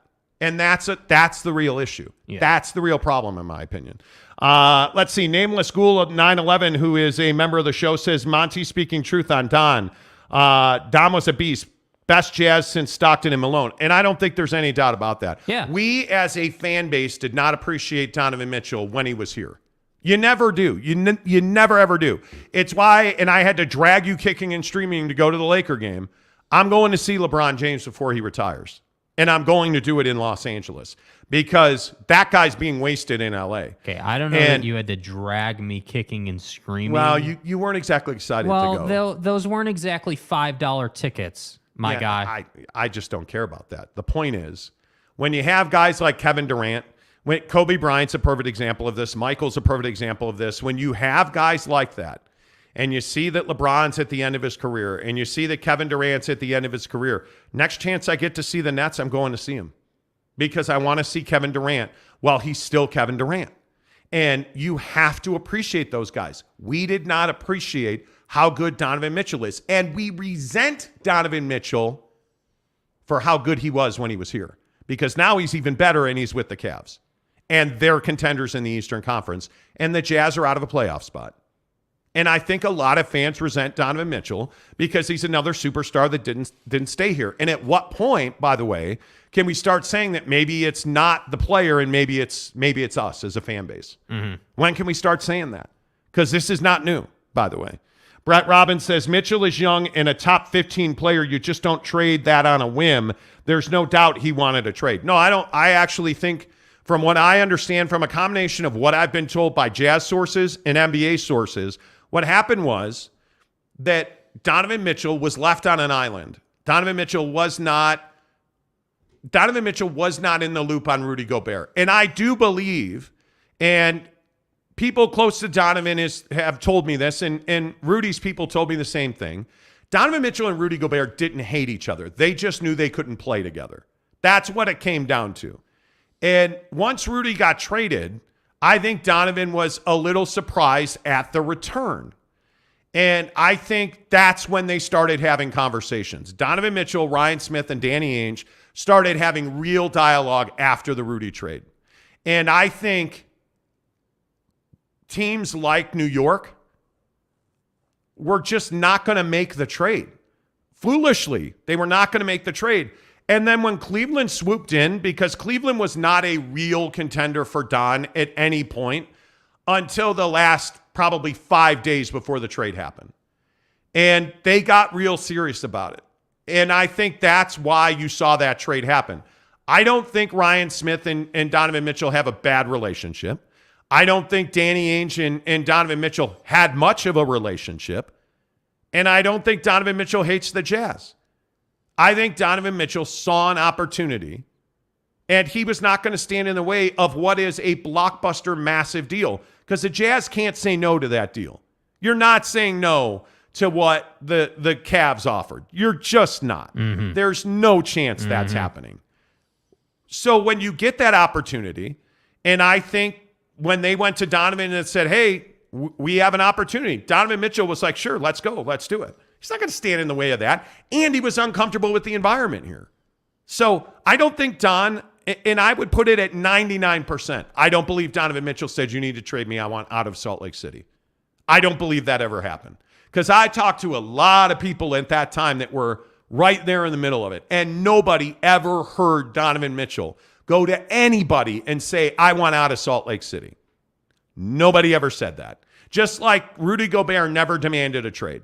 Rudy Gobert never went, and the ridiculous report that was, it's him or me. Rudy never made that trade demand. That's a pure fabrication. That never You're not happened. that guy, pal. Trust me. You're not that guy. That never happened. Yeah. What happened with Rudy was, Rudy in his exit interview said, hey, if you can move me, I wouldn't mind a change of scenery.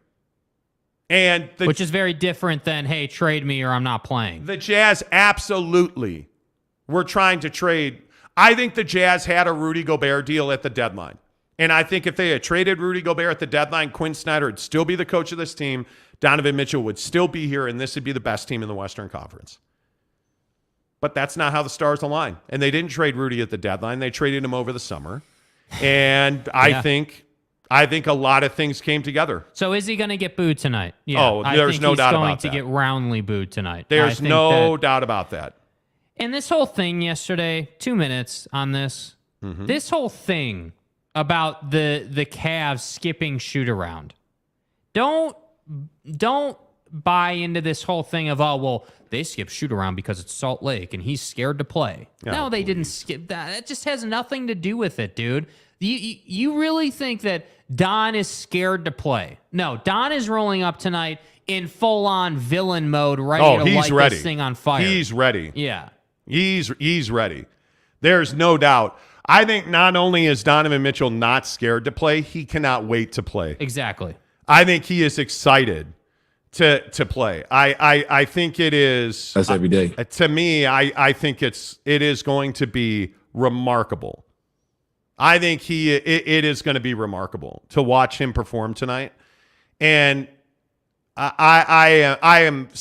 whether we were taking, the reason we were taking a fan with us, Austin Napierski won the tickets tonight to sit at the game with us, because you want to be there.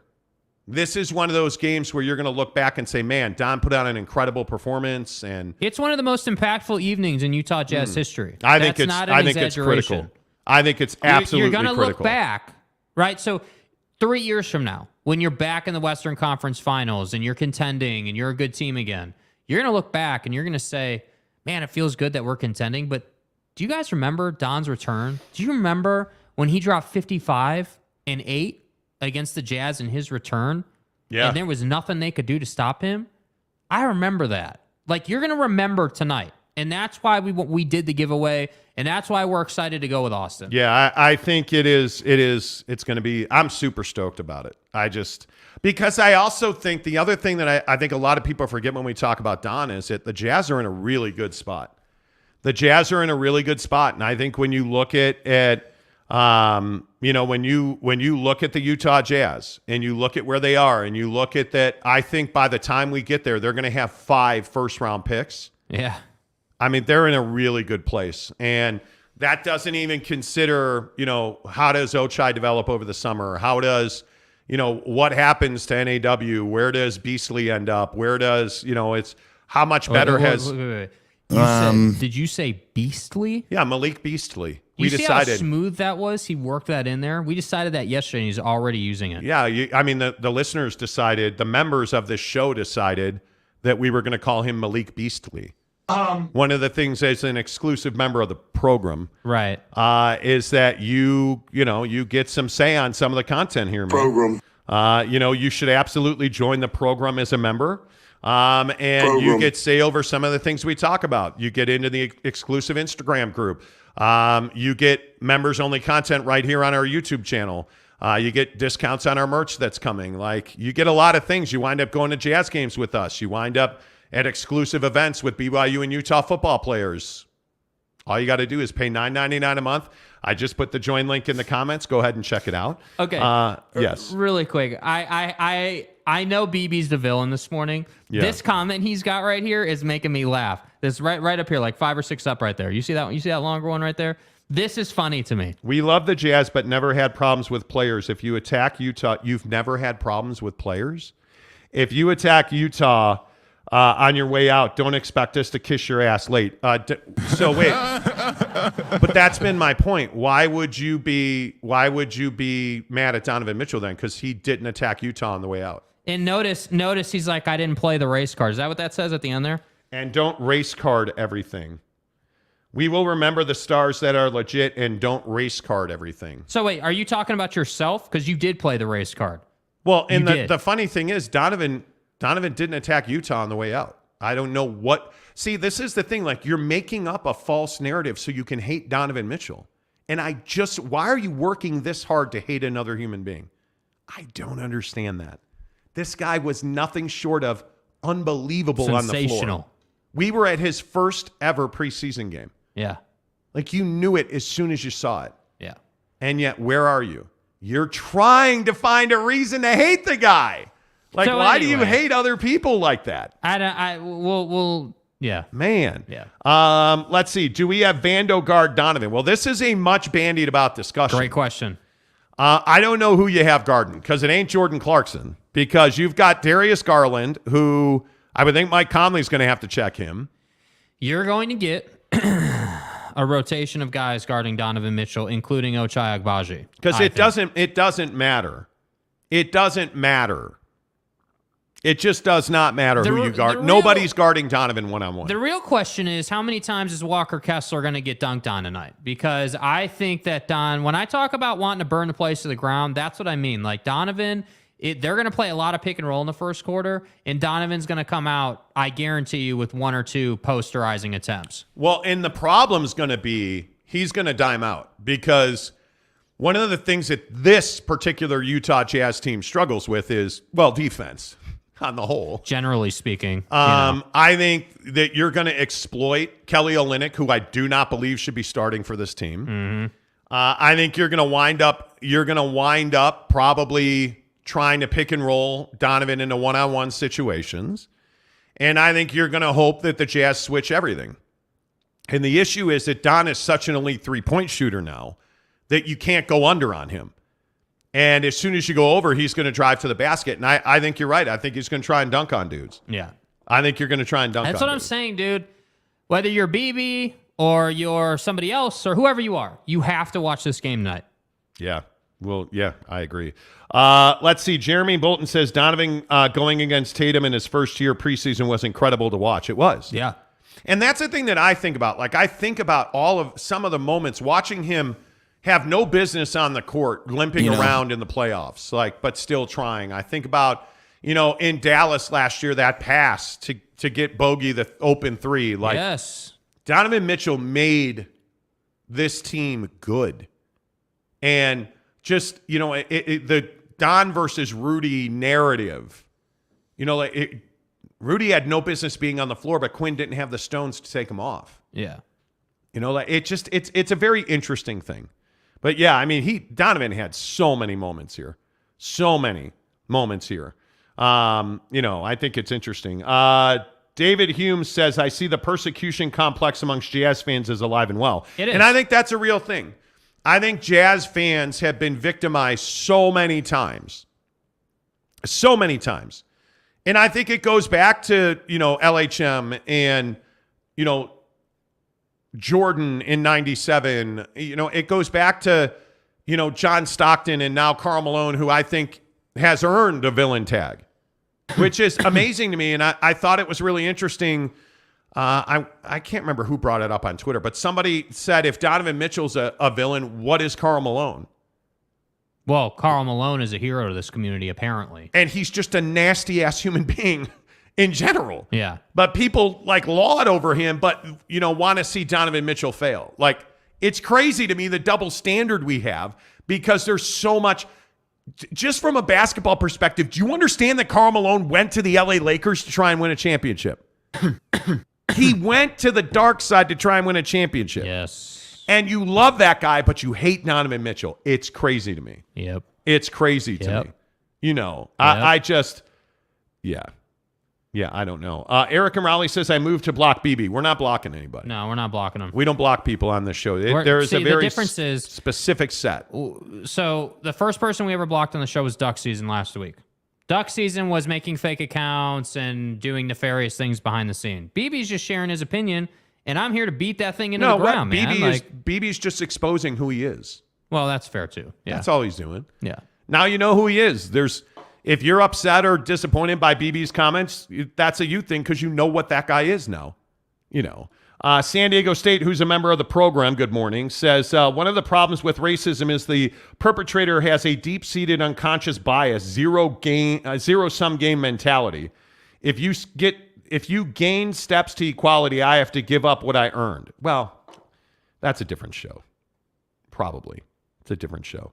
Salty Drunk, who's a member, says, Monty, to be fair, Donovan has made a couple of antagonizing comments in the media when he got to Cleveland. Well, I mean, I also think he did do that. And I think he's done that. We've done shows on the things he's said. But let me ask you this, and I don't disagree with you, James, Salty Drunk. I don't disagree with you, but how do we discern the difference between Donovan's truth and how he truly feels? How do we discern the difference between that and taking shots? Because the Salt Lake community takes it as a shot, but if that's how Donovan felt, then that's just how he felt. It just is what it is. That's the reality of his world. So if you feel like the sky is green and then I take it personally because I think the sky is blue, it just is what it is. Yeah. You know what I mean? So that's why I say, like, that's not an unfair question or a point, but that's where I think it's really interesting how the community has reacted to those comments, because the one thing I believe above anything else that you hear about Don, or that I've heard, is that Donovan speaks his truth. That's just what it is. Like, he's just going to say what he experienced and how he feels about something, and that's it. Like, I don't think he's trying to gaslight the Salt Lake community. I don't. I think he's just saying, hey, now that I'm gone, I feel I'm in a safer space, really, to share what my experience was. And if that pisses off Salt Lake, so be it. And by the way, Salt Lake has a history of dropping N-bombs during games with Russell Westbrook and other guys. So I'm sure Donovan coming into this game is preparing for some of that stuff. If you're not, you're foolish, in my opinion. So yeah, I think if you're not preparing for that, I don't know how you would do that. Which again, though, is why I wanted and we wanted to be there, because to hear that stuff, you have to be there. Yeah, it'll be interesting to see, who actually plays, because I think, and somebody made the point about the injuries tonight. Brandon Butler, Kelly, THT, and Sexton are out. It's going to be a long night. THT has played 2 games in 3 weeks. I'm not worried about him being out. Kelly Olynyk, frankly, is not very good right now. I'm not worried about him being out. And Sexton's been out a good chunk of the year. Yeah. So I'm not worried about him being out. I want somebody to take the opportunity. Walker Kessler should be your starting 5 tonight. I want to see that. I want to see it. Do we get Evan Mobley tonight? I want to see that. I want to see NAW step up. I want to see, guys on this team really take the opportunity and become significant contributors for the Jazz. Yeah. You have to do that. Neville93 says, good morning, people just waking up. Don's going to burn this city to the ground today. Well, I think there's a real good chance that happens. That's right, T. Real good chance that happens. Troy Cushing, we don't have a good defense, so Don will go for 48 at all. The Jazz are not great. I mean, that would be incredible. Brett Robbins says, oh, God, that means 20-plus minutes for 22. Rudy Gay's going to have to play. Yep. But again, I also think, and I'm not defending Rudy Gay, but so many people told me I'm wrong on Rudy Gay. I just don't see that Rudy Gay is a fit in this particular Jazz system. Yeah. If he's a veteran on another contending team, he's a far better player. But you're asking him to do things he can't do.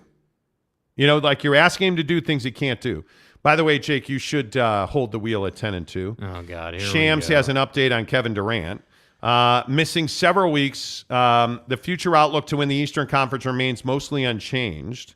This is a code 10 abort. Odds for the Sixers and Cavs have moved now to plus 900 to plus 750, so they have a better chance. And from 1,000 to 900. So with Kevin Durant out what's probably a month, who do you think wins the Eastern Conference? Because it won't be the Nets. No, I would have to go with Boston.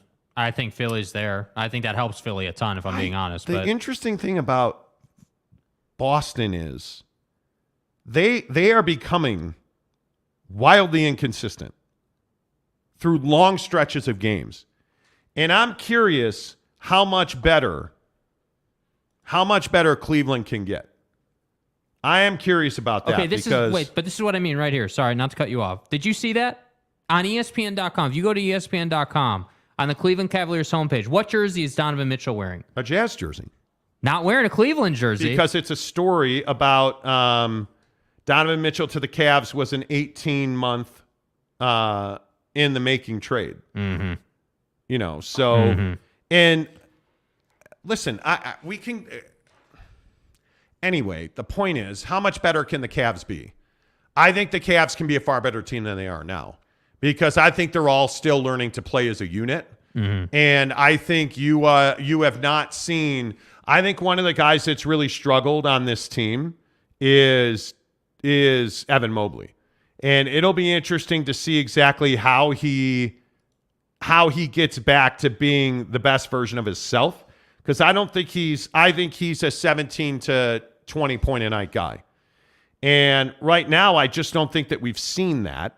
And it'll be interesting to see how he grows in this offense. Because Don tends to be a vampire on offense. I mean, he's a volume shooter. But guys like Darius Garland have been fine with that. Evan Mobley's the guy, in my opinion, that is taking a step back. And I think he has a lot more to offer. And I'm curious how he gets back to his 15 to 17 instead of 14, 15 point guy. Yeah, I mean, I think it's Yeah, I mean, he's going to have to make more with the shots he's got. I mean, that's the only way. I mean, I'm sure that there are probably a couple more shots a night for him, but there's certainly not like 8 or 10 more shots or something ridiculous like that. You know? He's going to have to become a better range player. Yeah, is what that comes down to. But you know, look, I look at their team, and if you look at guys like Don, Garland, Mobley, Jared Allen, I don't know. You don't have an answer for Jared Allen on this team. You don't. I mean, I'll be curious to see how the Jazz do staying out of foul trouble tonight, because I think that's a big one as well. That is a very big one. Let's see. Talking with Raphael says, who is a member of the show, by the way, we should have a poll for this chat to see if we like or dislike Don. Yeah, I think that's really interesting. I don't know. Are you guys fans of that is interesting. I don't, Are you guys fans or not fans of Donovan Mitchell? Where do you think this ends? Because I'll put a poll right now. I think it ends probably 50-50, if I'm being honest. We're like somewhere in that neighborhood, maybe, 52-48 or, somewhere in that neighborhood. I think Donovan is that guy that you either take really personally or you have the ability to see, hey, like he had a bad experience and we need to empathize with that. So I'll be curious to see who's on what side. Yep, I just put a chat. I just put a poll in the chat, so feel free to bang that. Don't forget that the official chicken sandwich of the Monty Show, is our friends at Super Chicks. Absolutely, Super Chicks is the official crispy chicken sandwich of the Monty Show. It's great to have the guys at Super Chicks on board. And again, if you're a crispy chicken sandwich fan like I am, I mean, Super Chicks has everything that you want, and the best part is they use whole breast meat, and it's never frozen. And I love that about Super Chicks, because if you're going to go and get fast food chicken sandwiches, why? You're not getting pure chicken. A lot of times you're getting thigh instead of breast meat in that chicken sandwich. Yep. And I am a guy that loves fresh food. So I love fresh produce. The fact they hand cut their pickles every day, the fact that they hand cut their French fries every day, the chicken parm, forget it. And they call it the super parm at Super Chicks is ridiculous. I love that you can get them they're opening a store up in Logan, but you find them in St. George, Spanish Fark, American Fark, Riverton, and Ogden on Riverdale Road in Ogden. Once you go to Super Chicks, you'll never go anywhere else because the chicken sandwich is just that good. Now, never mind the unbelievable custard. Never mind the shakes they make with that unbelievable custard. Never mind the fact that you can get the avocado salad. Their salads, phenomenal. Their tenders. You want to talk about tenders? Super Chicks has tenders. They've got a kids menu. You name it in chicken, Super Chicks has it. Tell them you heard about it on the Monty Show. When you go in the Super Chicks, go in and say, hey, I heard about you guys on the Monty Show. He told me, Monty said I have to try the Super Parm because it's only here for a limited time, and it's amazing. Mm-hmm. It is my favorite sandwich of the year at Super Chicks. I walked in last week, and there it was on the menu, and I was like, boom. My God. Boom. My God. That thing is so good. So make sure you tell the guys at Super Chicks you heard about them on the Monty Show. Let's update the poll, and let's see where it is because I'm interested. 86% yes, 14% no. So far on 38 votes, 84-16 yes. So we're outpacing the no's. I'm impressed. Significantly outpacing the no's. So it'll be interesting to see how that goes. So again, vote in the poll. Would love to get your guys' opinion on that. K. Nuren says, I see Boston number 1, Cleveland 2, or 3 in the Eastern Conference. I'm interested about the Knicks as well, by the way, because the Knicks have had that battle with Boston last night was phenomenal. Mm-hmm. I think they're getting really good play out of Mitchell Robinson. I think you're getting everything that you want. The teams are, like, you look at Jalen Brunson, and that's a make or break signing. They're getting everything they wanted out of Jalen Brunson. The question is, what are the New York Knicks going to do at the deadline? Because there's bodies out there. There's a lot of people who think Bradley Beal could be an answer in New York. Like, there's bodies out there. And it'll be interesting to see exactly how they operate because the Knicks need something. The Knicks need something.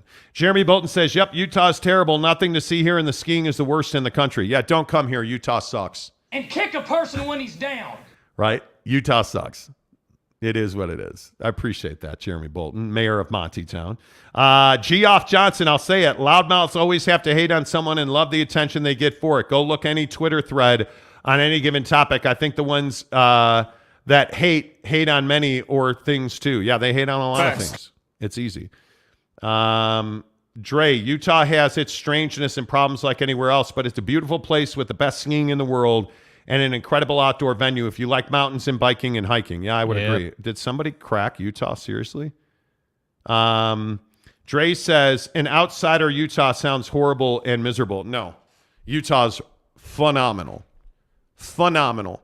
And it's interesting. We were talking to a friend of ours yesterday, and I mean, there's everything that you want in Utah. If you want to raise a family, it's here. If you want to be, just newlyweds, or, if you're going to be an empty nester your whole life, it's here. If you want to ski, it's here. If you want to hike or mountain bike, it's here. If you want to do nothing, it's here. You want great food, it's here.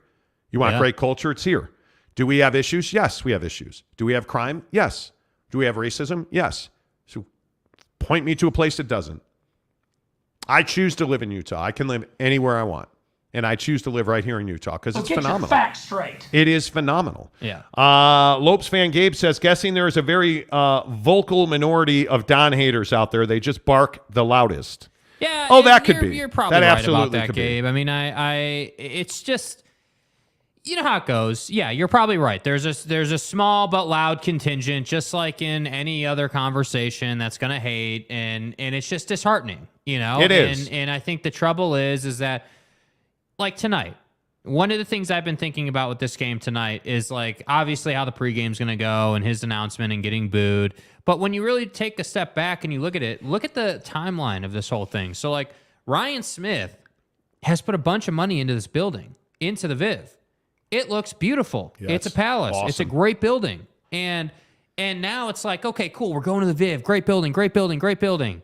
Oh, Donovan's returning. Boo, boo, boo. Like, you know what I mean? Like, it's this huge positive wave, and then you've got this booing, and then let's see how the game plays out. That's what I think is just so interesting about tonight's, proposition. Yeah, I think Vivint Arena is one of the best arenas now in the NBA. It is just the fan experience of going to the game, phenomenal. The food's phenomenal. I wish Toyota Club wasn't so damn expensive, but it is what it is. The food's phenomenal. I mean, the building's phenomenal. I have so much. This summer has to be fantastic for the Jazz. Yeah. I mean, from a new TV deal to new content creation, I'm really hoping that some cash is freed up now that the All-Star game will happen, will come and go. I'm really hoping that there's money to put into the infrastructure of the team. Mm-hmm. Things like staff, social media, content creation. I'm really hoping that stuff, because this Lauri Markkanen for All-Star stuff is exactly what this team needs to be doing more of. Yes. That you have the owner, that you have his teammates, that you have, support staff wearing Lauri Markkanen for All-Star stuff is exactly what this team should be doing. You see the push. Yeah, and they just don't do it enough. And we get too many things like the jersey reveal. We get too many things, like not wanting to meet with the media or talk to the media. Like, it was refreshing to hear Ryan Smith doing interviews this week. Now, we've requested him. He has never come on this show. And we've requested him multiple times. He's never come on the show. So it'll be interesting to see exactly how all that plays out. By the way, update on the poll. Do you like Donovan Mitchell, yes or no? 56 votes, 86% say yes. Well, there you go. So Pretty it's definitive. all good. By the way, approaching 1,000 people watching the show this morning, and we only have 42 likes. Can we please get some hits on the like button? If we would love to get to 150 in the next hour and 20 minutes. We'd love 150 likes every single day on the show. Helps the channel grow. Obviously, here on the program, we are trying to get the channel to 10,000 subscribers. Program. Thank you, Coach. We are currently at 9170, so we have 830 to go. So tell your friends, smash the like button. That's the best way to help the channel grow. We also encourage you guys to be members of the show. You get a lot of exclusive content. You get a heads up. You get a great community. So many of our members have DM'd me on the side and said, hey, just the chat on Instagram is worth the $10. And I'm telling you, it absolutely is. Because whether it's a Jazz game, I thought the football game last night was crazy. How many people had opinions on that? We were talking Jazz, we were talking Utes and BYU, and it was just a great time. That's what you get when you become a member of the Monty Show. It's $9.99 a month. You really get a lot of community. You get a lot of connection. You get access to Jake and I 24/7, and it's just a lot of fun. And by the way, you get an exclusive video every day. You get early access to merch. You get early access to contests. You get early access to events. So it's all good. Make sure you click the link I put in the chat there if you'd like to join for $10.99 a month. Dre says, I pray all the black people and other people of color in Utah. No, I'm not going to do it. Kay Nurin says, just remember it's okay to cheer against the other team. It's a game. It's not life. Yes. But Kay, I have to make this point. I do think for a lot of people who don't like Don, it is life. Oh, it is. Like it's not just a game. Like I feel like people are that into it that it's like, oh, it's that serious, dude. Like they want totally to hear agree. it. Totally agree. Jeremy Bolton says, if we get to 150 likes, I will say one good thing about Alex F. Caruso. That's a lie. We really did. That's a lie. D-Rock, what's up, bud? I've been out of the NBA loop for a while. How much are tickets for a game now? Oh, geez. I mean, you can spend $20 a ticket. You can spend $5,000 a ticket. It's just a matter of how good of a seat you want. I think we spent $2,000 on 4 tickets for tonight's game, but we wanted good seats. Yep. Talking with Raphael says, make sure you hit the like button. Appreciate that. Luis Capazzo says it's going to be rocking tonight. Vivint Arena is going to be incredible tonight. I am super, super stoked about that. Maples, what's up, Mapes? He says, hoping a good video package makes people remember how great Don was here. Me too.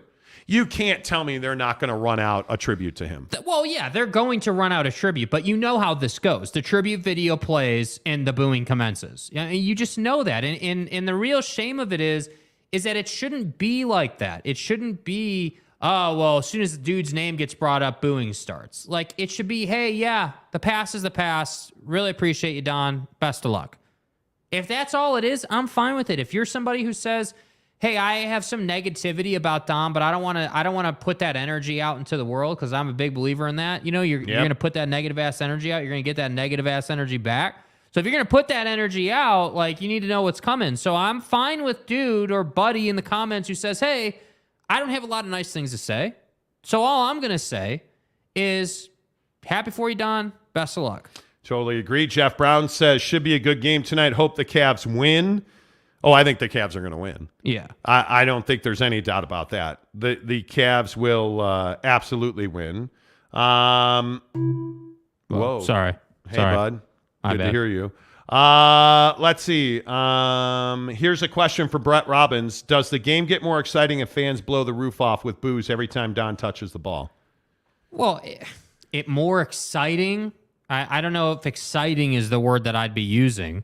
I think that the game within the game happens every single night. You go to Staples Center or Crypto, you go to any arena, you're going to get a guy who gets booed. It just is what it is. That is what, like, there are so many people out there who just want to go to a game to boo a guy.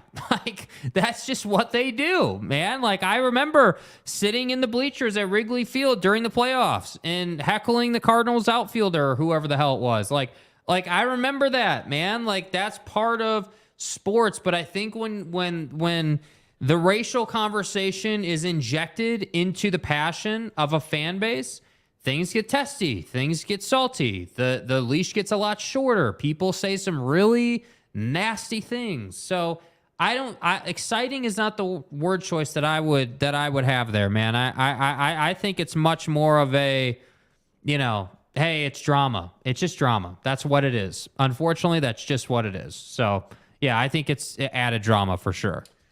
And I just think it's what people want. That, honest to goodness, I think that's what people want. I think people want drama. Mm-hmm. I think in sports, we like drama. It's why sports and politics play so close together. Mm-hmm. If you look at the way we view politics, tell me we don't view sports the exact same way. I mean, it is who we are as men. We like that heat. We like that smoke. And I think guys like Donovan Mitchell will recognize that. I want it. And the problem is, I do think fans will boo him every time he gets the ball.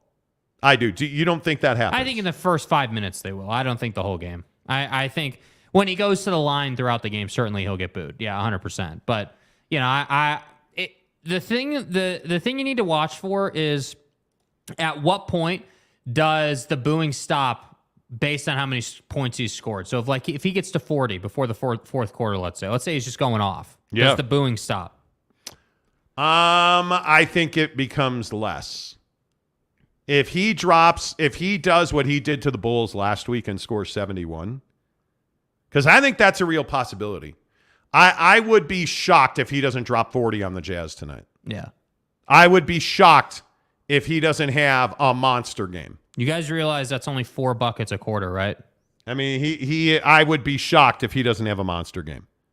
Or would that be 5 buckets a quarter or whatever it is? Yeah, I mean? It's just not a lot. But for Don, that's not a lot. And you got to remember that if he puts up, if he just makes a 3, 2 layups, like if he just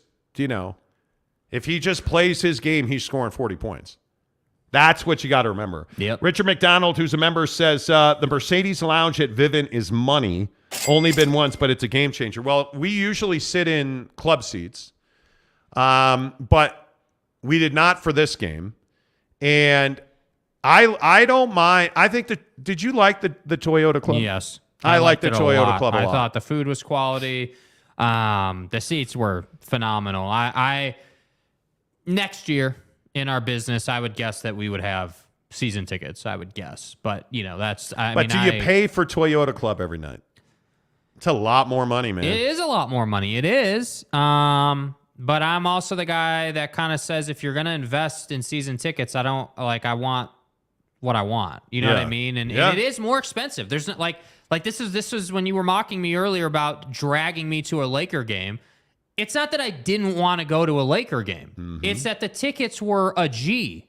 Like, they were a lot of money. And you're right. We sat LeBron. 3 rows off the floor. Yeah, right. So, yes, it's LeBron. You're really close. It was a great seat. And, yes, we saw LeBron's shoe fall off on the game-winning possession. We saw all kinds of stuff, But, it is expensive. There's no doubt. Yeah. It is expensive. By the way, let me update the poll for you. There is a poll. The question is, do you like Donovan Mitchell? 82% say yes on 73 votes. Man. It's pretty definitive, bro. Man. It's pretty definitive. I don't know about that. Let's see. It is pretty definitive. I don't know. Josh Levern says Amex at Monty. Yeah, I go through the Amex entry. Austin and Piersky will find that out tonight. Yeah. I don't wait in line with the commoners, those dirty people. There's an Amex entry at Vivint Arena, and I'll be using it tonight. So, I don't care how he does, Ken Williams says, who's a member of the program. I like this team and these players. They want to play here. Yeah, I agree. I agree. Greg Hale, good morning, says, I'm no longer a Donovan Mitchell fan, but for the sole reason that he said when he was a rookie, he wanted to bring a championship to Utah, and you could see the writing on the wall. He's happy to go. Ooh, that's true. Absolutely true. Absolutely true. Nate Davis, good morning to you. He's a member of the program. Says Donovan will get it a good reaction. His greatness was really good yesterday. Fans will be cool. You think? We'll see. I don't know about that. The Macho Man, who's not a member of the program. How? I don't understand why they booed D. Will, quite frankly, because he wrecked Jerry Sloan.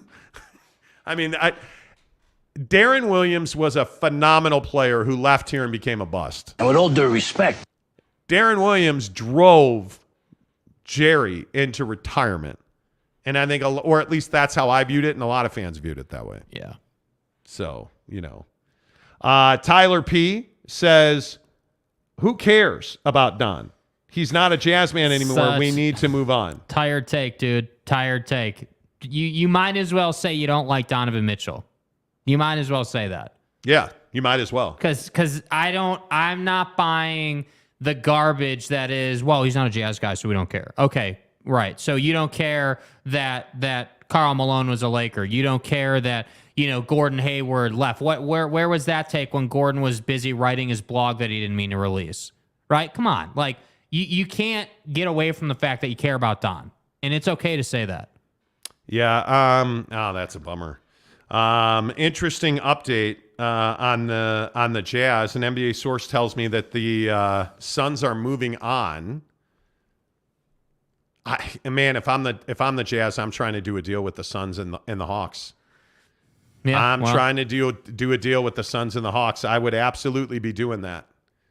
It'll be interesting to see how this.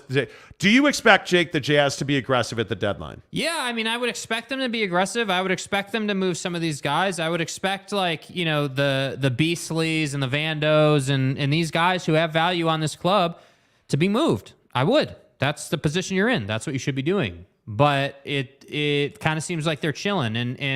And I don't know why, for the life of me, I don't know why teams wait so long to make deals. Rob Pelinka and those 2 first-round picks, right? Like the Jazz and all these guys. What are we waiting for?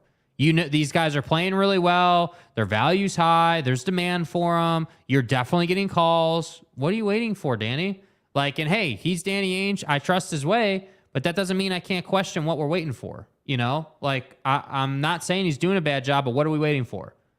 Well, you're probably waiting for someone to be interested or to get a perfect deal, or you know what I mean? So I don't know. I do get a bit testy when it comes to sitting here, on our hands, having to wait for these deals to happen, because Beasley is playing really well. The mid-range game has come alive for him. Vando is hit or miss. Some nights he's great. Other nights he's strictly mediocre. So I don't know. It's a philosophy thing, I think. Yep, totally agree. So just texting with a source that says the Suns have moved on from the Jazz deal. They have several offers out, including Kyle Kuzma. So, Kyle Kuzma on the Suns would be... See, that deal makes a lot of sense to me. Mm-hmm. Now, what are you willing to give up to get Kyle Kuzma? And I also know, I heard the other day that the Suns were interested in OG Anunoby, which I think would be a really good pickup. There's a lot of competition over OG, though. I think that's going to be a battle. Yeah. I think that's going to be a battle, no doubt about that, for sure. Kyle A. says also, good morning, boys. Can I get a shout-out for my son Hudson's birthday today? He's the big 5 years old. Hey. 5 is such a good age for little kids. Oh, man. Happy birthday, Hudson, you stud. Happy birthday, dude. Let's see. Ken Williams, who's a member, says, Jerry was a tough SOB. Yes, he was. Yes, he was. And even Jerry Sloan knew that you guys got to hit the like button.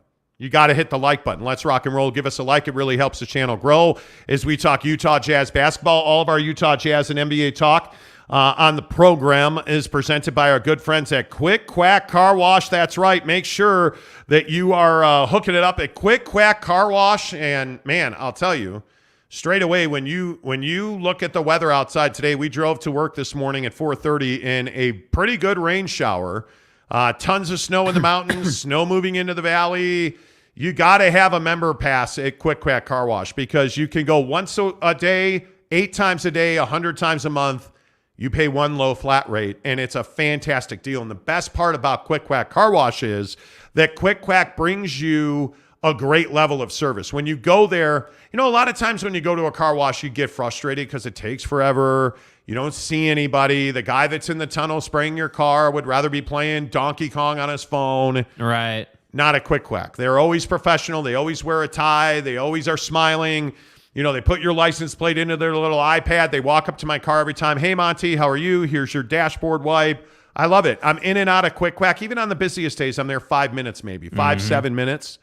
I love that you can bring your family because, with all the sunroofs on cars these days, your kids can look through the sunroof and see all the different colors, the bubbles, the lights, the water. It's a really good experience. It's fast, it's efficient, and in today's world, it's absolutely affordable. Quick Quack Car Wash presents Utah Jazz Talk in the NBA right here on the Monty Show. Let's get a couple of more comments in here on the program. Fat Jesus said Georgia just scored again. I believe they did. I believe they did. Salty Drunk said Jingles 17 points yesterday. Yeah, My he had guy. a nice night. He did have a nice night. Yeah, that was nice to see. I think he's slowly and surely going to continue to improve. They got to find a way to get him that 25 to 30 minutes a night. There's no doubt about that. But his highest best use is always going to be a spot up 3-point shooter. Well, and obviously he's going through the process of the return. Clay took a year basically of playing to get back to who he was. So it'll be interesting to see how Jingles, responds. I'm curious if he starts cutting into Bobby Portis's minutes because I don't know that they're a great fit together. Yeah, that's definitely a tough thing. I think that Joe Ingles is someone you can plug into basically any lineup. He can stand in the corner certainly. and just knock down the three. So that's hugely valuable. Yeah, I think it'll be interesting. I do. K. Nuren says, if Don has a great game, people will cheer. Yeah, I hope so. Roni says, Roni Mutanen, good morning, Roni, not a member of the show. Laurie will go for 50. Well, and I think one of the main topics for Jazz and for Jazz fans is how do you get Laurie plugged in for 4 quarters? Because Lauri Markkanen is a guy that is capable of 25 and 10 every single night, but you rarely get that. Mm-hmm. I'm curious how you get consistent performance out of him every single night for 4 quarters because they're not doing it. And I'll be interested to watch tonight. How many sets do they run for Markkanen? Because remember, he's also in Donovan Mitchell's shoes where he's playing the Cavs. And that's his team. And they traded him as much as the Jazz traded Don. Yeah. But Lauri Markkanen was never the player in Chicago or Cleveland that he's been for the Jazz. He's a far better player now than he's been in any other point in his career. He is growing and developing. And it's interesting if we talk about Utah Jazz trades, if you look at where guys in this starting rotation are, compare Lauri Markkanen to Jordan Clarkson even. I think we know what Jordan Clarkson's ceiling is. We've probably seen the best of Jordan Clarkson already. Mm-hmm. Have we seen the best of Lauri Markkanen? My answer is no, we haven't. Because I never thought he would get to the level that we've seen him get to. His ability to run the floor and finish, go play defense, come back and hit a spot up 3, he's never had that. He's never been, he's never been a guy that's been tremendous on the break and can play a little defense and can rebound and can pull up for 3. Like, he's never been a dynamic offensive force. Right. He's always been a spot-up shooter. He's always a guy that settled for a 3, and now here in Utah, he's not doing that. And I think it's brought this new dimension to his game. Lauri Markkanen doesn't mind getting fouled and going to the stripe. He doesn't mind banging a little bit now, and that, to me, is really important because he needs to use those big, wide shoulders, Jake, to get to the rack. And if he's doing that, I think he can become a 25, 25 and 10 guy on a nightly basis. Yeah, and again, this is why I keep bringing up the name David Fizdale, because I think that you're still seeing development even for a guy like Laurie. We talk all the time, almost on a daily basis, how Laurie's got to be more selfish and demand the ball more. And then it's really a question of how he's going to attack someone, because I do think he is a phenomenal shooter. It's easy for him, but that's not good enough in the league. You have to be able to, make hay in the paint when your shot's not falling, because that happens to everybody. So yeah, using your shoulders, using that 7-foot frame, like he has to kind of figure that out. And again, I'll just point out, he's a Euro. So Euro basketball players are not born and bred on the streets of Brooklyn getting hit in the face, right? They're born and bred in a softer, more team-oriented game of basketball, and it's very much a different situation as far as development and what they need to work on. Like Lauri Markkanen should be a killer. Lauri Markkanen should be someone that is causing chaos for other teams every single night. And some nights we get soft Lauri, other nights we get locked in Lauri. So like tonight, that Jazz team knows that Don's coming for them. So I would expect a big game out of Lauri. I would expect him to play almost 40 minutes tonight. I absolutely would. If I'm Will Hardy, you don't have a lot to play for right now, right? Will Hardy will tell you they do, but they don't. They're not playing for a championship. You're playing developmental basketball. So what better way to motivate your guys than to say, hey, Donovan Mitchell's coming back. You know what this is. We've been talking about it for a month.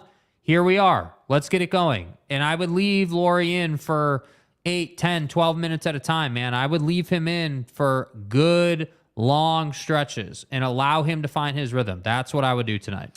Yeah, I think it'll be interesting I'm excited for this game tonight as we talk Utah Jazz basketball on the Monty Show, presented by our good friends at The Advocates, UtahAdvocates.com. And guys, again, I tell you every day on the show that if you need an attorney, if you're sitting here questioning yourself right now, hey, do I need an attorney? Hey, should I be getting an attorney? The answer is absolutely yes, you should. I still have a lot of fears and anxiety about driving. My name is Satnama, and last year I was in 2 car accidents in the same intersection, neither of which were my fault. I was hurt pretty bad. It's been really hard to have my kids get in the car because you can drive as careful as you want to drive, but you can't control what other people do. So when the advocates stepped in, it really took off a lot of stress. I can rely on the advocates, and I know that they will treat me like I'm a person, like I deserve to be helped. The Advocates, UtahAdvocates.com. By the way, they just opened their office in Arizona, so our good friends in Phoenix and all over Arizona, you now have access to the best injury attorneys in the business at theadvocates.com. There's a cool little button on their website where you can chat with an attorney 24/7. Click it, and it costs you nothing to chat with them. You never come out of pocket to work with the Advocates. They're going to vigorously defend you, and you're not going to pay them until they win your case at theadvocates.com. All right. I think the biggest stories in sports this morning presented by Papa Murphy's Pizza. Without question, I think it's this Jazz game. Mm-hmm. Bigger story, national championship or the Utah Jazz hosting Donovan Mitchell? Well, here in the state, it's clearly Donovan Mitchell. I mean, I don't even think that's a question. You think so? Nationally, it's college football. There's no doubt. But I think Donovan Mitchell coming back, there's a reason that all of a sudden Ryan Smith decided to, leave his office and do some interviews. Like, there's a reason. And it's because it needs to be talked about. They need to define the media cycle. They need to control the narrative in this town. And that's okay. I understand that. I get it. But that's why it's the biggest story in the state, because everybody's talking about it. Yeah, I agree. By the way, the poll question this morning, do you like Donovan Mitchell? 86-14. 86% yes, 14% no, 97 votes. So we have more people voting in the poll than hitting the like button. Yeah, let's hit the like button, guys. Come on. Smash it. Let's go. Let's see who we got in the chat this morning. Josh Lovren says D. Will is a system point guard. Next comment. Okay. Punisher says hello. Hello, Punisher. Salty Drunk, who's a member of the program, says, I think Garland will have a big night with a lot of attention on Don. Well, I mean, I'm curious. Do they let Don get his and then try to lock everybody else down? Because I think obviously Cleveland likes to shoot a lot of threes. There's no doubt about that. Yeah. Right. I mean, they love shooting the three. And I think the issue is they can come at you in waves. It isn't even a guy like Garland that I think breaks your back. It's a guy like Kevin Love. You know, it's a guy like Jared Allen running the break and finishing with a rim wrecker. That's what wrecks you. And, you know, I was watching the Bulls and the Celtics last night, and the Celtics just run away from the Bulls because the Bulls can't defend. And the Jazz are in that exact same position. And this is one of the elite teams in the NBA, and Cleveland coming in tonight. And, again, I think one of the odd things if you're a Utah Jazz fan is you're watching a lot of teams come in here and the Jazz are home dogs. That's been pretty rare over the last several years here in Salt Lake to see the Jazz a 3.5-point dog, and the money line is plus 143, which is a dog. You got to bet $100 and you're only going to win 143. Yeah. You know, like it's just really it's really interesting to me. So we'll see how all this plays out. But yeah, I absolutely think the Cavs will win this game. I wouldn't be surprised if they cover the 3.5 and this is an 8-10 point win for Cleveland. Yeah. No, I completely agree. And I still maintain I think Donnie's going to have a big night. I could see them going both ways defensively, you know, trying to lock down Don and forcing him to give it up, or going the other way, locking everyone else up and just accepting Don's going to get what he gets. Like I could see that both ways, but ultimately I'd like to see the Laurie conversation is one that I think is very pertinent, and I would like to see Laurie answer Donovan's performance. Yep, Mesh says, I think the problem people have is if a white guy said the same thing as Don, he would get a lot of heat for it. So the only thing I'll say about this comment is the same thing I say every time. A white guy would never be in a position to say that. A white guy would never be in that position. Just take a minute and think about that. What you're saying is that a white, especially in Utah, that a white person's going to look around and not see other white people. That just does not happen in this country. And what you're referencing is Donovan Mitchell saying, hey, you know what? I was uncomfortable. I didn't see people who looked like me. Donovan Mitchell's black. He lived in Salt Lake City. He played for the Jazz. When he looks around, does he see a lot of other black men? No, he doesn't. And the fact is, again, Thurl Bailey said it on Spencer's show yesterday. I look around and I don't see a lot of other black men. Okay, so why aren't we vilifying Big T? Oh, because he's a beloved jazz man and he's still here. Like, that's the rub. Yep. Larry James, not a member, says Jazz are 12th in the West. Who should we tank for? There's no tanking. You're not tanking. They're going to have, here's the thing, the Jazz, in my opinion, are going to have between 4 and 5 first-round picks in this draft. They'll be able to trade up for whoever they want, but you understand the depth of talent that they're going to be able to acquire without tanking for anybody. They've got 3 in the first round right now, and we're working on a story right now. We're working on some source information about what the Suns are doing. I was just told 10 minutes ago the Suns are the most aggressive team in the NBA. Well, let's see. Can the Suns make a deal with the Jazz? And I still think that Atlanta Hawks deal is something that's got to happen. Mm-hmm. Like, you've got to – I think that the Utah Jazz single biggest need right now is power forward. I don't even think there's any doubt about that. Lauri Markkanen's not a 4. He's a 3. And a soft 3 at that. You need a legitimate power forward, and I think John Collins answers that question for you. And I think that if you have to give up, Malik Beasley and Jared Vanderbilt, I would do that. Yeah. If I got to put Talon Horton-Tucker in that deal to make the money work, I would do that. And we told you first, if you're a member of the show, you already knew this. They're playing Talon Horton-Tucker because they want to include him in deals. He's making $10 million a year. I don't think teams are going to take him if they don't believe that he has NBA talent. And I think that's why he hadn't played for 2 weeks. Now he comes back, plays 2 games, and what happens? He gets hurt. Mm-hmm. So now he's going to miss the game tonight. In my opinion, you look at the numbers on this team. The most tradable salary is Mike Conley. But again, Jazz sources have told me repeatedly, there's not a huge appetite to trade Mike Conley. And Mike's not exactly banging down their door to get out of here. Yeah. So I think that's 1. But 2, Talon Horton-Tucker has a tradable contract. Malik Beasley has a tradable contract. Jared Vanderbilt has a tradable contract. Those 3 guys, in my opinion, are on the block. And honest to goodness, again, and I don't want to beat this topic into the ground, Jordan Clarkson is probably a guy you need to trade because I'm telling you right now, he is going to walk away in the summer. Yeah. He's going to walk away. And you're going to get nothing for him. He is on a player option this coming summer. It's his decision if he takes that option at $14 million or walks away and gets 20 in free agency. He knows he can get 20 in free agency. Why would he take 14? You really think he likes playing for you that much that he's going to give up? What would that be? Pushing $20 million over the life of another deal that he would sign? Because he's probably signing a three-year deal. I wouldn't see much more than that. But you think about that. If you're making 14 a year over 3 years versus 20 a year over 3 years, you're giving up an additional like 18 to 20. So absolutely. Why would he stay?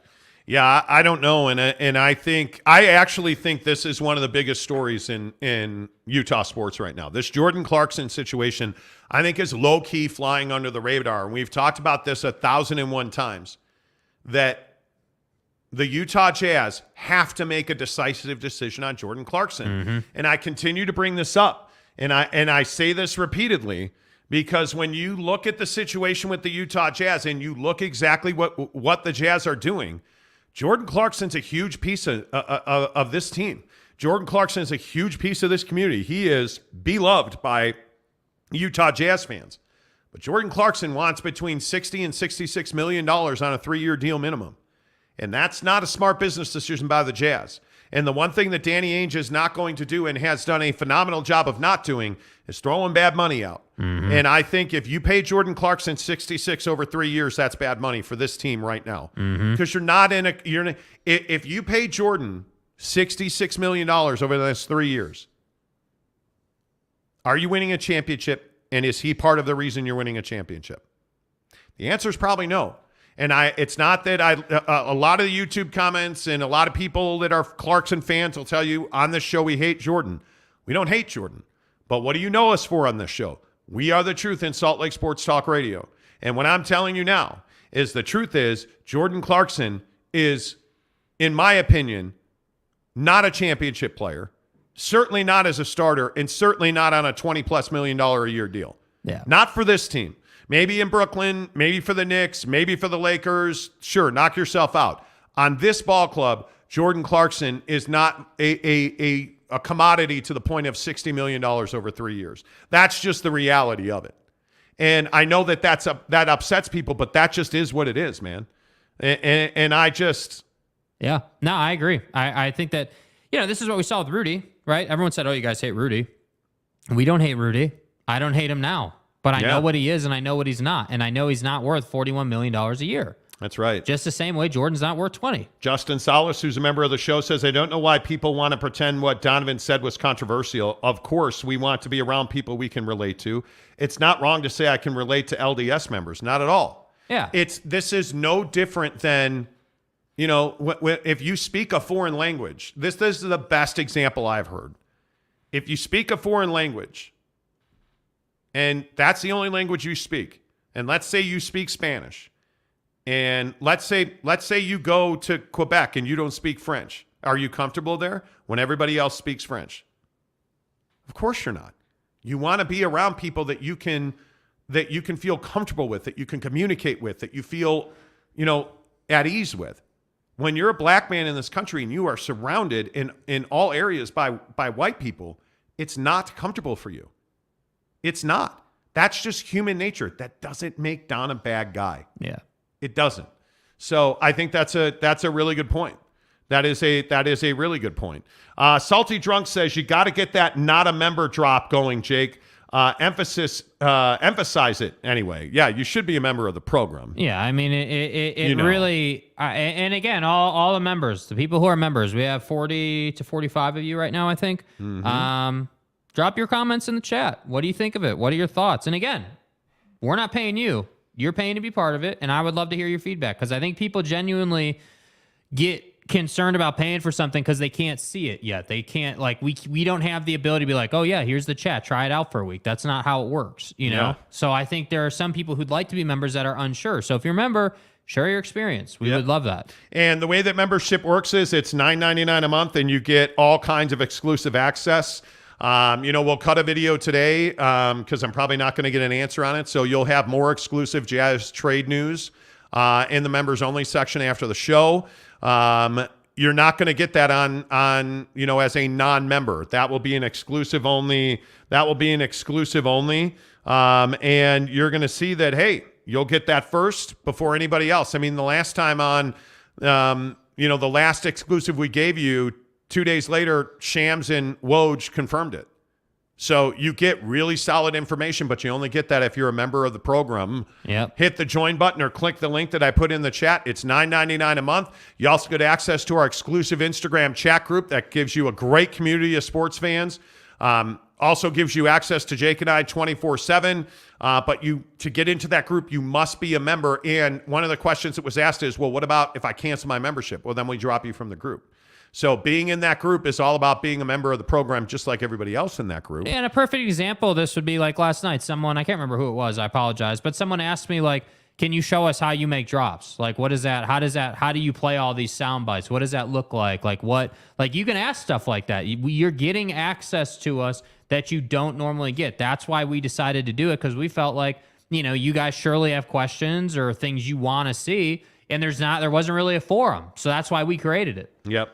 Luis Capazzo says they do speak English in Quebec. They just prefer French. They just like French better.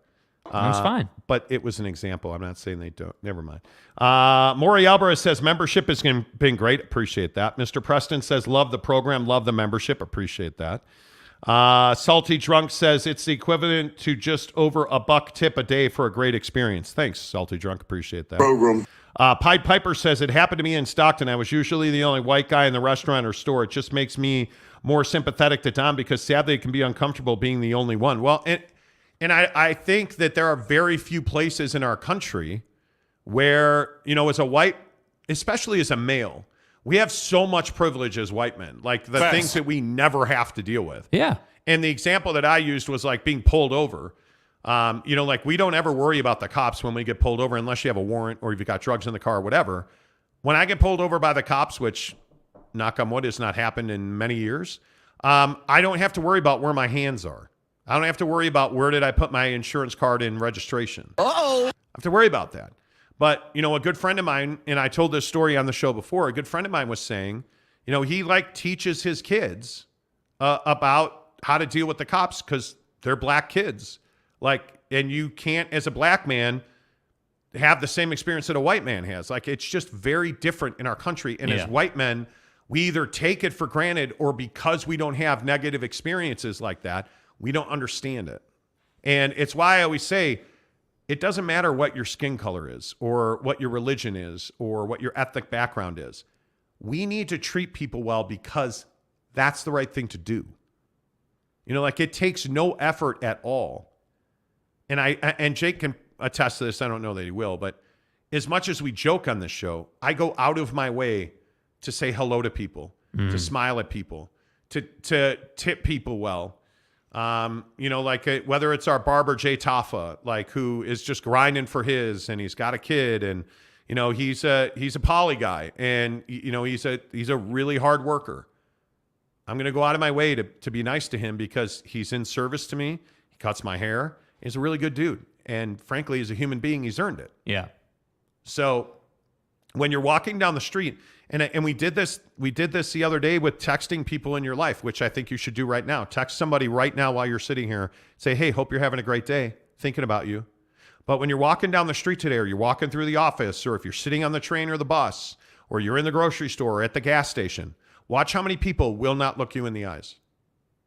Watch specifically when a woman walks past you, she'll put her head down. Do you know what that's like these days? Just say hello to them. Say, hey, how are you? When you're walking in the door and you're crossing with somebody walking out the door, say, hey, how are you? Hey, how are things? What's up? Hey, have a nice day. You'd be surprised. At the grocery store, you'd be surprised how many cashiers are not smiling or not friendly or not engaged. One of the things I always do at the grocery store is I joke with the cashier that is checking us out. And checking our groceries. They're not checking you out. Well, right? all women check me out because I'm hot. Okay, got it. But all gas, no brake. But the point is, right. And if somebody is particularly friendly or they're smiling, I shop at the Harmons in Mountain View Village, in Riverton there.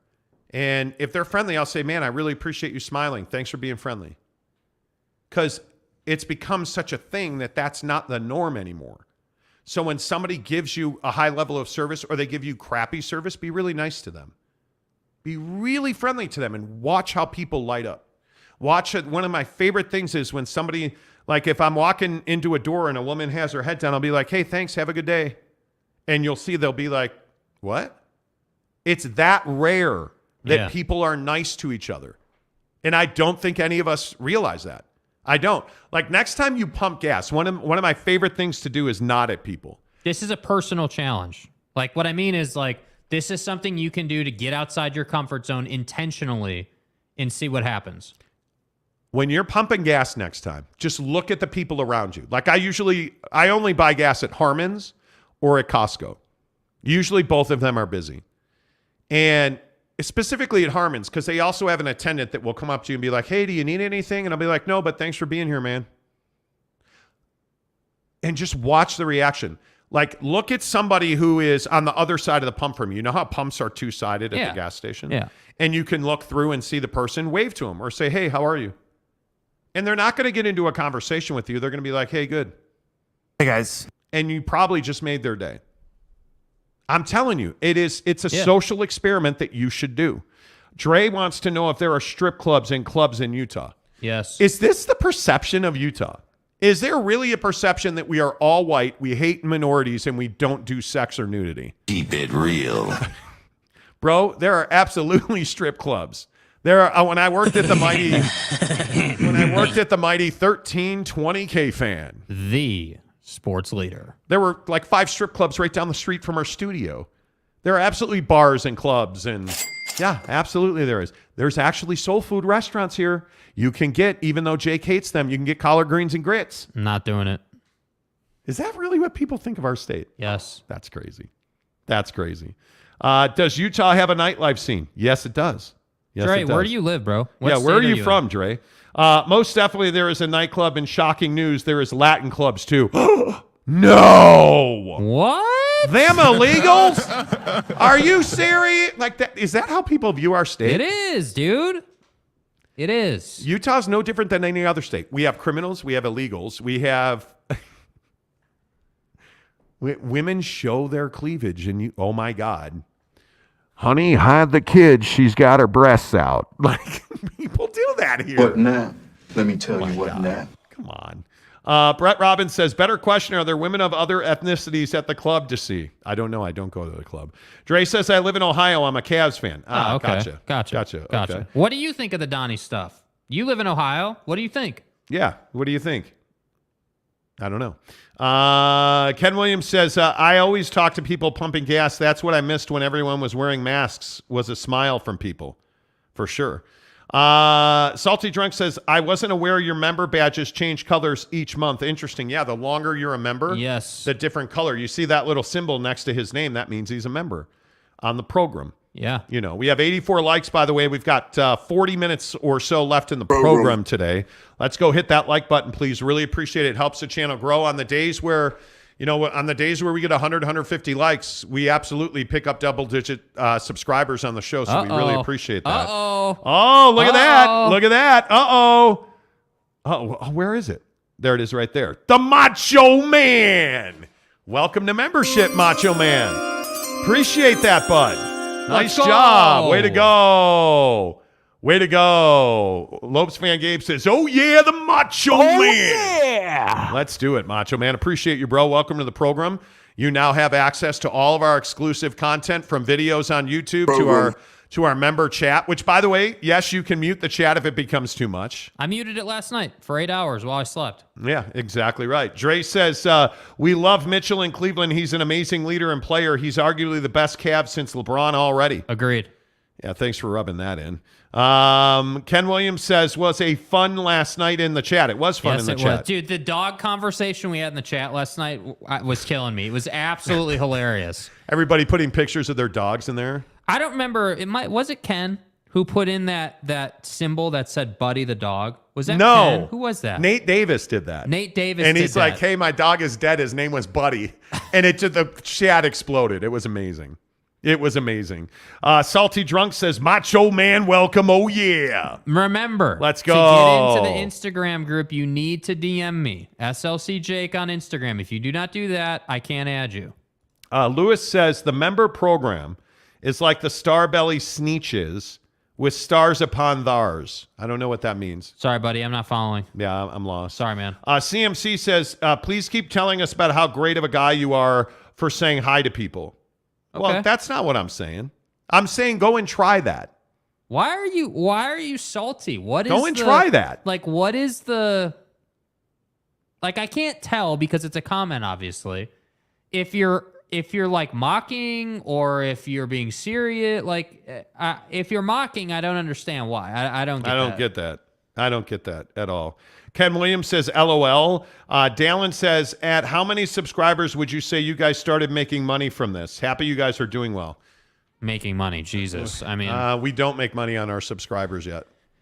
I mean, we don't. If we're being honest, we don't. I mean, it is...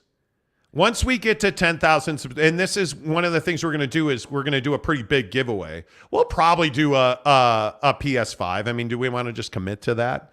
I mean, 10,000 subs is important. I mean, it's a benchmark of success. Yeah, on YouTube, it's a benchmark of success. No doubt. Here's what I would say though. I want to make sure we're on the same page about this because there's a narrative that goes around YouTube that subs equals money, and that's not true. Not at all. 10,000 subs or 100,000 subs has really no consequence on your viewership. It's all about how long someone watches a video for and how good of a job you do with the back end of YouTube and the details and things like that. So now, make no mistake about it, the more subs you have, the more credibility you have. I absolutely agree with that. So for us, 10,000 subs is great, but I wouldn't sit here and say we're not making even 1,000 a month off subscribers. Like, we're not. No, not even close. Like, we're not making much money on it. No. And that's why you guys hitting the like button is really important to us. I mean, again, there's 124 people watching here. If everybody hit the like button, our channel would do much better because it's what YouTube has an algorithm. You guys don't care about this, but YouTube has an algorithm. When you hit the like button, it says to YouTube, hey, somebody likes this. Let's show it to somebody else who's looking for Utah Jazz, college football, whatever. That's why it matters because YouTube is constantly grading your stuff. So if you have 10,000 subs and you're always getting 200 likes, hey, that's great for YouTube. If you have 10,000 subs and you get no likes and people watch your content for 5 seconds, it's terrible. You might as well not have 10,000 subs. Yeah. Right? You need people that are engaged, that comment, that like, that... Which is why we're working so hard on the membership thing and why we keep talking about it repeatedly and why we're trying to give you guys more content because we really want you guys to live here. We want you guys to be here all the time. But the only way to do that is to put in more work and bring more value to you. Yep. And that's why you need to understand that when you go to Barbecue Pit Stop, you're getting the best barbecue equipment in the business. Because the other part of this is our great partners like Barbecue Pit Stop in Logan, Layton, our good friends in Lehigh, St. George, and of course in Murray. They're just the best in the business at what they do. So when you go in there and you tell them, hey, I heard about you on the Monty Show, what's this asado seasoning that those guys won't shut up about? That makes a huge difference for us because asado seasoning will change your life. Yes. If you go on the Barbecue Pit Stop website, bbqpitstop.com, you can shop online. You can chat with them online. You can get expertise and advice online. And they have a whole YouTube channel where they give you great tips on how to smoke cream cheese, how to do bacon wrap bratwurst, how to do all kinds of great creations on your Traeger smoker or your Big Green Egg or your Yoder or your Camp Chef. They do it all at Barbecue Pit Stop. But I'm telling you, as great as their equipment is and as great as their expertise is, they're just phenomenal people to do business with at Barbecue Pit Stop, bbqpitstop.com. Logan, Layton, Lehigh, St. George, and Murray. Make sure you tell them you heard about it on the Monty Show. Wow, Connor Tulin says, 15% says, no, they do not like Don. Yeah, that's exactly right. The poll this morning, 120 votes. 84% say yes, you like Donovan Mitchell. 16% say no. Yeah. It's a pretty simple yes-no poll, right? It's got 120 votes, but we only have 90 likes on the channel this morning. So please hit the like button. Louis Capasso says, hitting the like button when you first pull up the stream is the best way. That way you don't get lost in the conversation and forget. I totally agree. Yeah. Totally agree. Ken Williams says, it's the best sports show, guys. Appreciate that. And I mean, our show is not struggling by any stretch. I mean, we are by far the largest sports talk show in Utah. It's not close. And we're doing things that nobody else is doing, which is also really cool for us to experience. Yeah, when do you get, and again, members only. The biggest thing on our show is that all the other sports talk shows talk about us. It's why people joke and we joke about being called the hacks on YouTube. The hacks on YouTube. But who else, what other sports talk show host in this town is going to sit at a Jazz game with you? What other show in this town is going to have a birthday bash and bring football players and give out prizes? And who else is going to do that? Who's going to give away PlayStations and Xboxes and the things you guys ask us for? It pays off in the end, trust me. Let's see. Josh Levin says your show pulls out-of-state listeners. We do, and we appreciate that very much. Eric C., good morning to you. Eric, not a member, but is a longtime listener, says he was the 90th like. I like that. Gumby Too Sexy says 89th like. Let's go. This. Count it down. Count it down. On, we are at 95 likes. Let's go. Who is the 100th like? I want to know. Let's go. 5 more likes. Who's the 100th like? Who's going to be number 100 today? Who's going to be number 100 today? Let's hook it up. Talking with Raphael says birthday party on my B-Day. Let's go. When's your birthday, Raphael? Yeah. Your birthday's March 10th. Oh, we'll crush that. Absolutely. Let's see. Who's going to be lucky 100? I agree. I was somewhere in the 30s, Louis Capazzo says. We appreciate that. Good job. Thank you. Thank you. Eric C. says, only one team in the NBA would not like Don for his comments, and it's us. Shake my head. Well. You ain't wrong, dude. It's not wrong. You ain't wrong, man. Ken Williams says, you're both good guys, two kind people, and respect others' opinions. Jake is a complete dick. Yeah, he is not a nice guy. Obviously, as you guys have seen in the member group, my only purpose in the member group is to send cat trolling gifts whenever I can, So that's kind of me. Let's see. Josh says, I may not be Mr. 100, but I am Mr. Unlimited. Well, we appreciate that, too. We appreciate that. 97 likes now. Come on, man. 123 people watching. Who's going to get us to 100 today? Hundo. We appreciate that. Matt Ritson says, do you great job, Monty and Jake, not working peanuts. I don't know. I mean, listen, you guys, it's not that we're not making money, but when people ask us about, hey, how does YouTube make you money? YouTube makes us money by you watching the show. I mean, our average view duration on this show is insane. Like I think the average view duration is 3 minutes and 7 seconds on YouTube. Yeah. Ours is 23 minutes. Like people watch our show and we love that and we appreciate that and I just can't tell you how humbling that is. Well, and I'll make the concession and be honest that like for you long times, we used to do sales at Yelp and that was kind of our career or our job. I'm not going to say it was a career because it wasn't, but yeah, we were making insane money. I'm talking about like 6 figures, deep into the 6-figure range, like a lot of money. And there was a clear-cut measurement and decision that we made to do this full time because this is what we want to be doing. But that inherently means you're not making 6 figures anymore, and it is a sacrifice. No, but you spend 6 figures to build this studio. I mean, but again, that goes right back to tipping and this membership thing. Like at the time we were building the studio, we didn't even have the ability to offer memberships. We were not yet eligible. We became eligible, I think 6 weeks ago, and we just kind of came around to it because I happened upon it. So that's what I'm saying.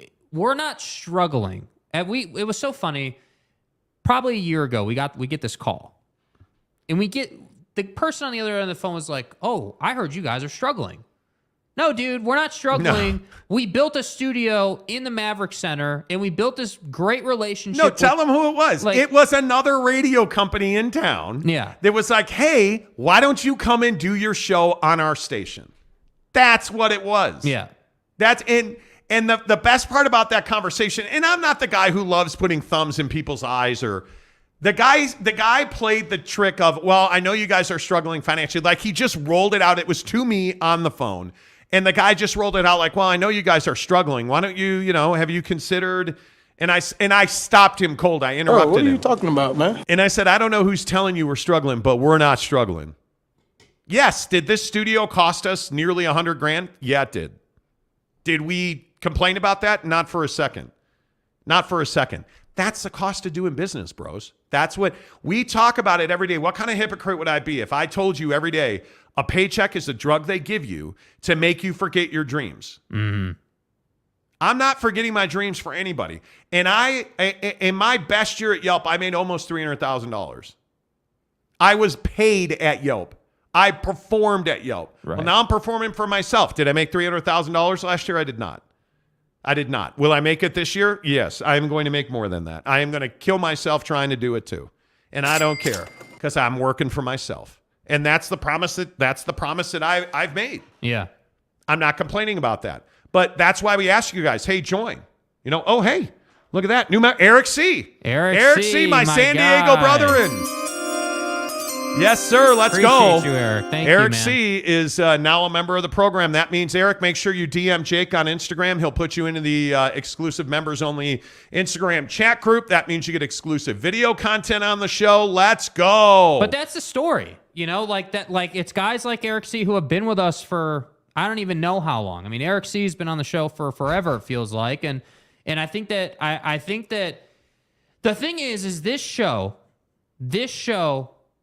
I have no problem saying is the best sports talk show and is clearly the biggest sports talk show in the state. And so we come in, we do the show, and it's on autopilot. We get the numbers. We do a great show. We do this thing. We live this thing. But I think what people don't see is how much work goes in behind the scenes. Tonight's a perfect example.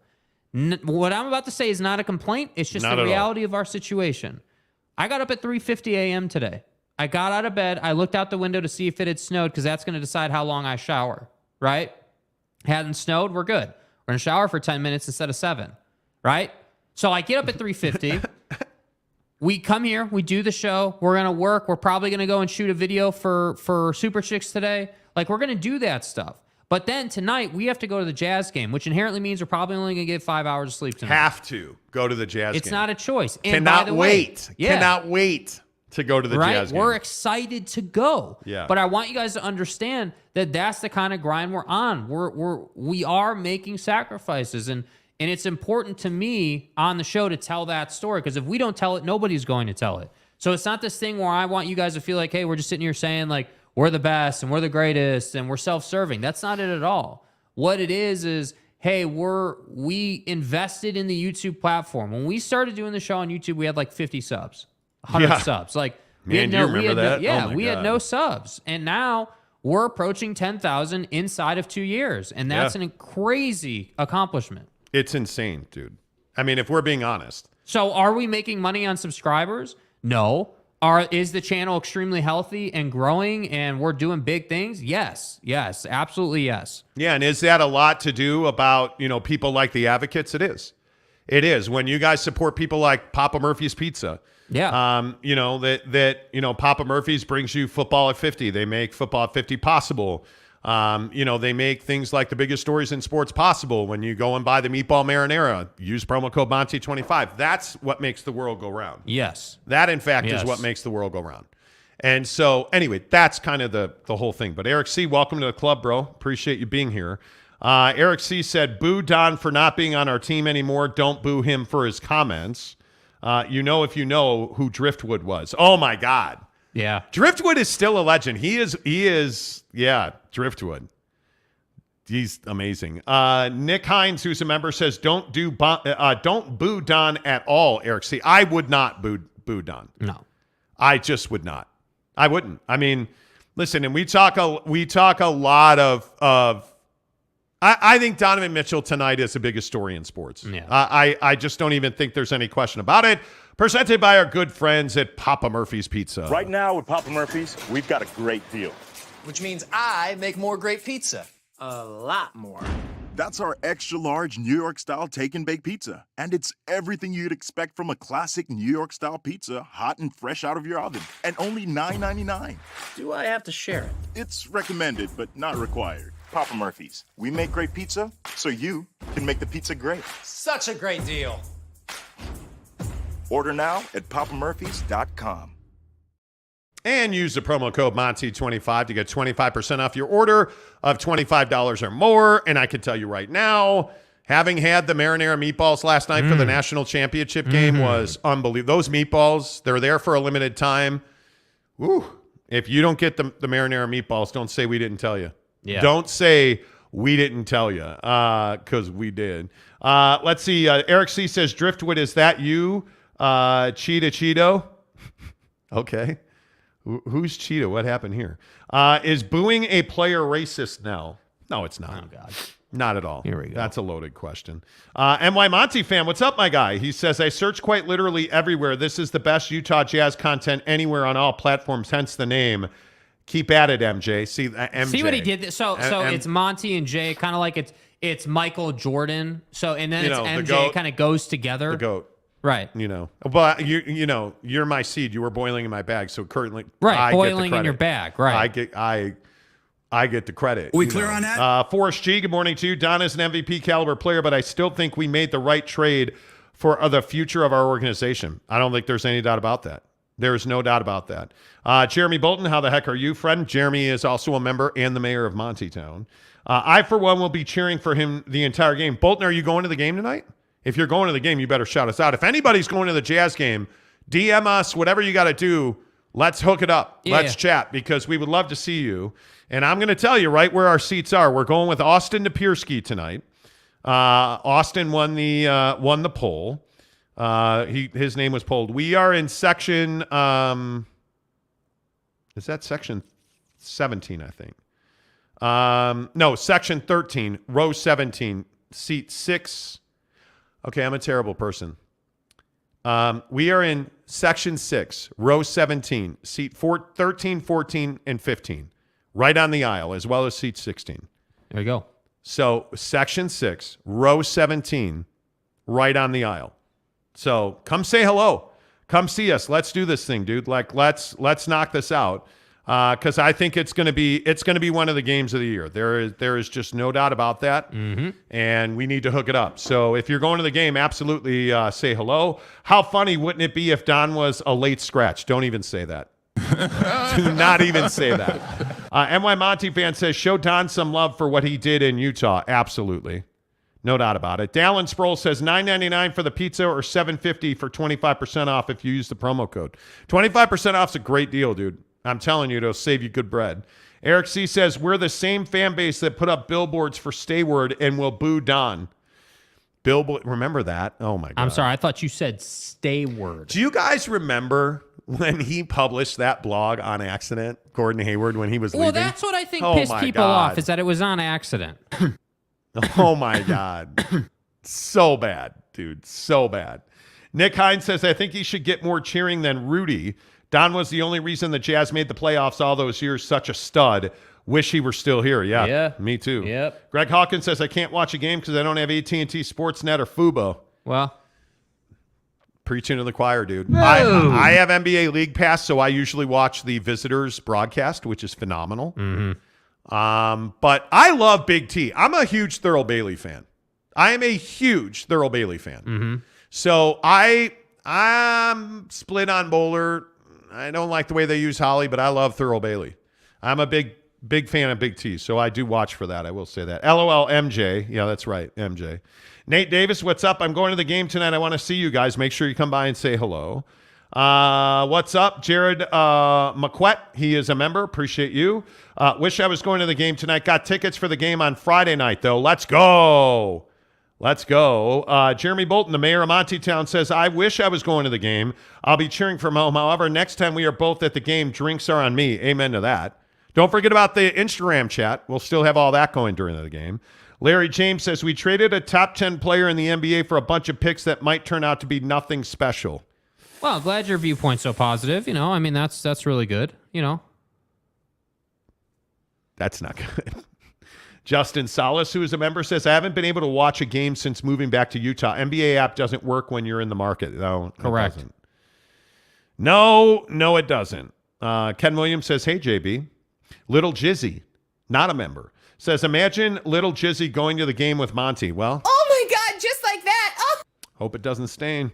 Kay Nurin says, just saying, I hope Don goes for 60 and the Jazz win. do something for me?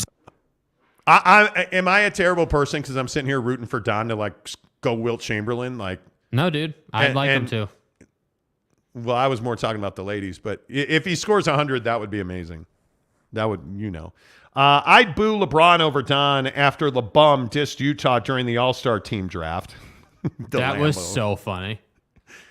Nobody wanted Rudy. Nobody wanted Rudy. Dallin says you can always stream it on Reddit streams. Oh, can you really? I didn't even know that.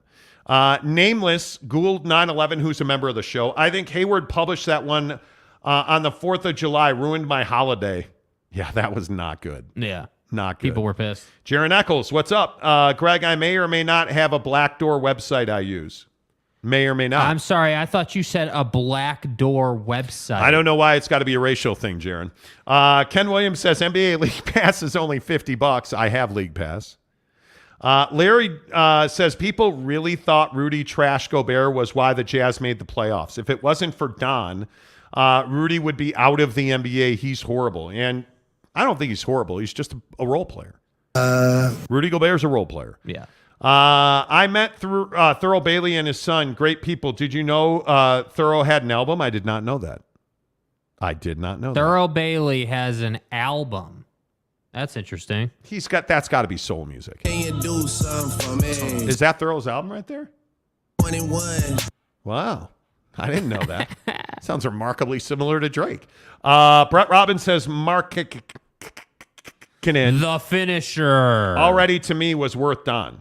Well, ask me in the summer. Dude, I saw a certain beat writer that I'm not going to name say that Markkanen is already better than Donovan Mitchell was for the Jazz. Markkanen hasn't made the playoffs. He's not been an all-star with the Jazz. He's not even close to what Donovan Mitchell has done. And I'm not tolerating that take.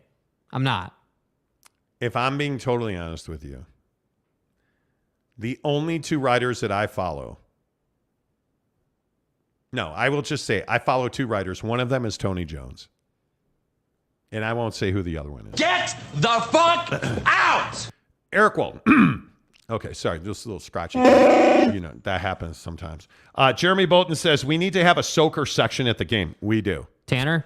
I'm tasking you with that. Where are you? You wanted to be an executive producer? Here you go. I hope Don hits Kobe's 81 tonight on us. Ooh. I would love that, to be honest with you. Salty Drunk says, I get League Pass for $30 per month. Love it. Must be nice, dude. I love it too. Nate Davis, what's up? Nate Davis asked me to shout him out yesterday.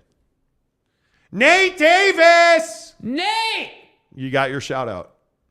Does Jake still think Minnesota is from the East?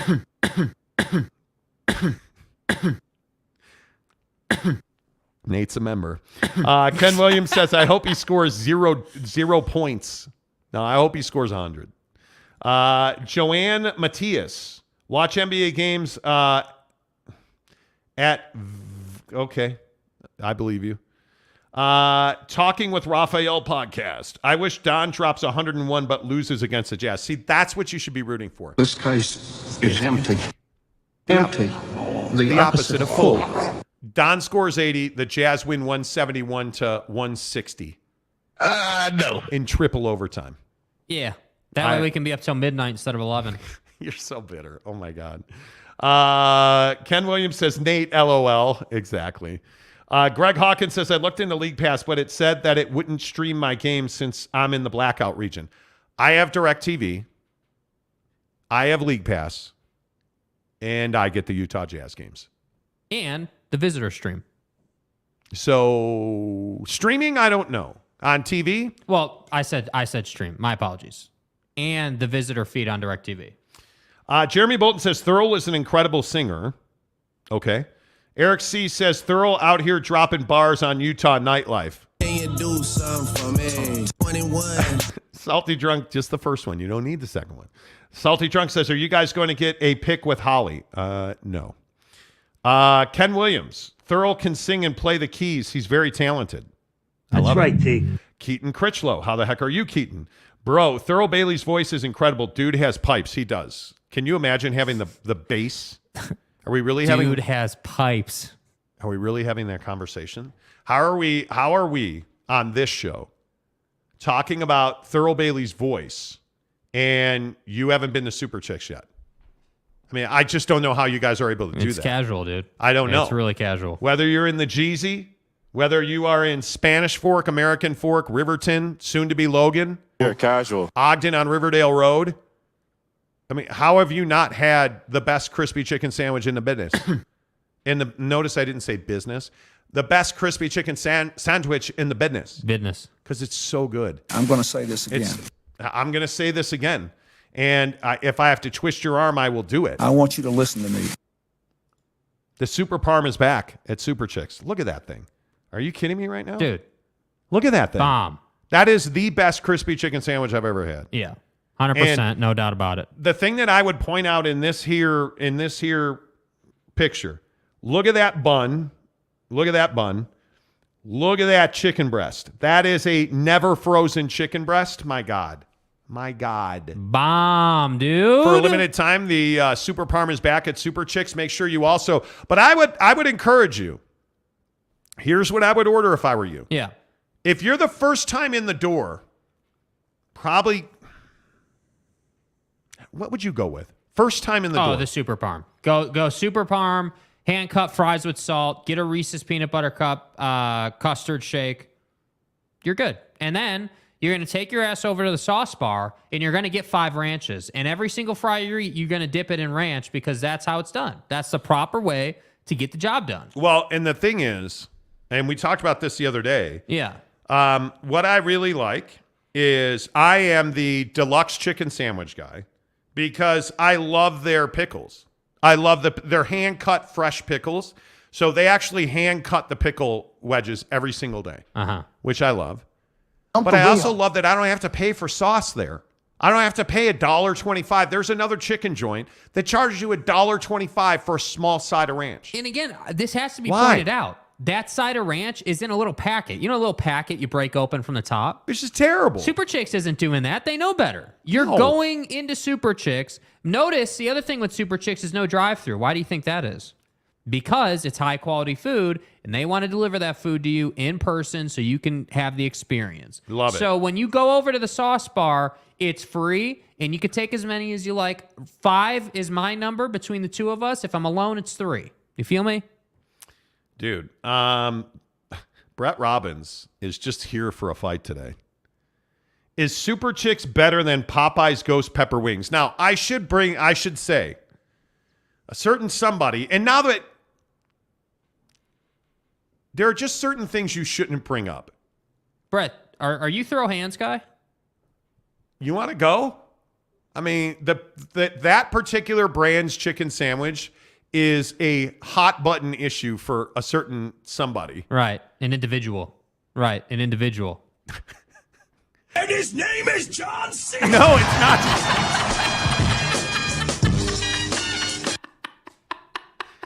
It's not John Cena. But we almost got into a fight the other day over it. Because I was like, hey, man, why are you hating on Popeye's chicken sandwiches so much? Don't lie to me. And this cat goes off for like 10 minutes about how Super Chicks is superior. I'll drop that motherfucker. You know, like it was an amazing, and you're right. I will never eat. Like there's a bunch of chicken chains in town, and they are just it's probably different than what you're thinking, though. They're not. Why would you go there when there's a Super Chicks? Why would you do that? Going to other unnamed, I'm not going to say their name, chicken joints is a reason to go. It's a reason to throw hands. Yeah. Come on, guy. No. Talking with Raphael. Okay, so does Super Chicks use the same paper as Chick-fil-A with those chemicals? No, they don't. That's the thing at Super Chicks. They just use regular restaurant quality wrapping. They don't use they don't have to chemically melt paper to keep their... It's so fresh at Super Chicks. I'm telling you, it's all fresh. Yes. Never frozen. They use breast meat, not thigh meat. Like the answer is yes. Come on. Go to Super Chicks. Tell them you heard about it on the Monty Show. Mr. Preston, who's a member, says, I've never been to a Super Chicks. How does it rate versus Dirty? It kicks the living hell out of Dirty Bird. It crushes Dirty Bird. And I'm not even kidding. We've had it. And then we went to Super Chicks for the first time. Never been a dirty bird again. And so I am a bit of a connoisseur on crispy chicken sandwiches. I love them. Love them. It's super I joke about the ranch dressing. If you don't give me any ranch dressing, I can easily eat. I just give me the breast itself, but then their bun, whatever the bun is that they use at Super Chicks, bomb. It's amazing. And again, because everything at Super Chicks is fresh, never frozen, never processed, like the lettuce, the tomato, those pickles, like, yeah, it's just better. It's not like, and the other thing is they're charging you at these restaurants you go to, they're charging you for like a thin, like burger style chicken thing. At Super Chicks, you get like a plump piece of chicken breast. Yes. It's amazing. It is absolutely amazing. Salty Drunk says Super Chicks was taken over by Five Guys. No, just the other way around. And that's the thing at Super Chicks. You get a pile of French fries, which I love. And their French fries, guess what? Not frozen, hand cut every day in the store. You know. I'm just telling you, man. Mr. Preston says, it sounds like I need to try Super Chicks. You do. Yeah, you do. You do. You do. What is our Riverton, South Jordan, Sandy contingent like on this show? Yeah, because we'll meet you at Super Chicks. Yeah, I mean, we're probably going to go today. Who Just wants saying. to go have lunch? And I'm happy to do it at 1 o'clock, 2 o'clock. Who wants to go have lunch at Super Chicks today? Yeah, who's trying to get some lunch? Let's do it, man. I'll meet you at the Riverton Super Chicks. I will buy you Super Chicks. Let's do it. Hook it up. Who wants to do that? Jaron Eccles says, I've spent more money at Super Chicks in the last couple of months than I'd like to admit. Yeah, me too. You're casual. Me too. Brett Robbins says they put half a bird in the batter. Yeah, they do. Yep. I'm telling you, the batter, oh my God. Whatever that breading is. It's beautiful. That they use at Super Chicks for their crispy chicken sandwiches. I love it. Lopes fan Gabe says, I'm sorry, I thought you said just give me the breast. But wait, you missed the second half. Notice then what he does quickly here. transitioned about buns. Dude, it's who I am. It is who I am. Teddy says, I haven't tried Super Chicks, but I'll try it out today, boys. Teddy, where are you today? Dude, come on, let's have lunch, bro. Yeah, let us buy you lunch today. Come on, today you're overdue, bro. Yeah, where you been, dude? We were supposed to go to a jazz game. Yeah. We were supposed to go to a jazz game. Yeah. Let's go, guy. 1 o'clock, Riverton. Get off the job site and come get fat with Teddy, us. quit your job and build your waistline with us. Yes. What are we doing?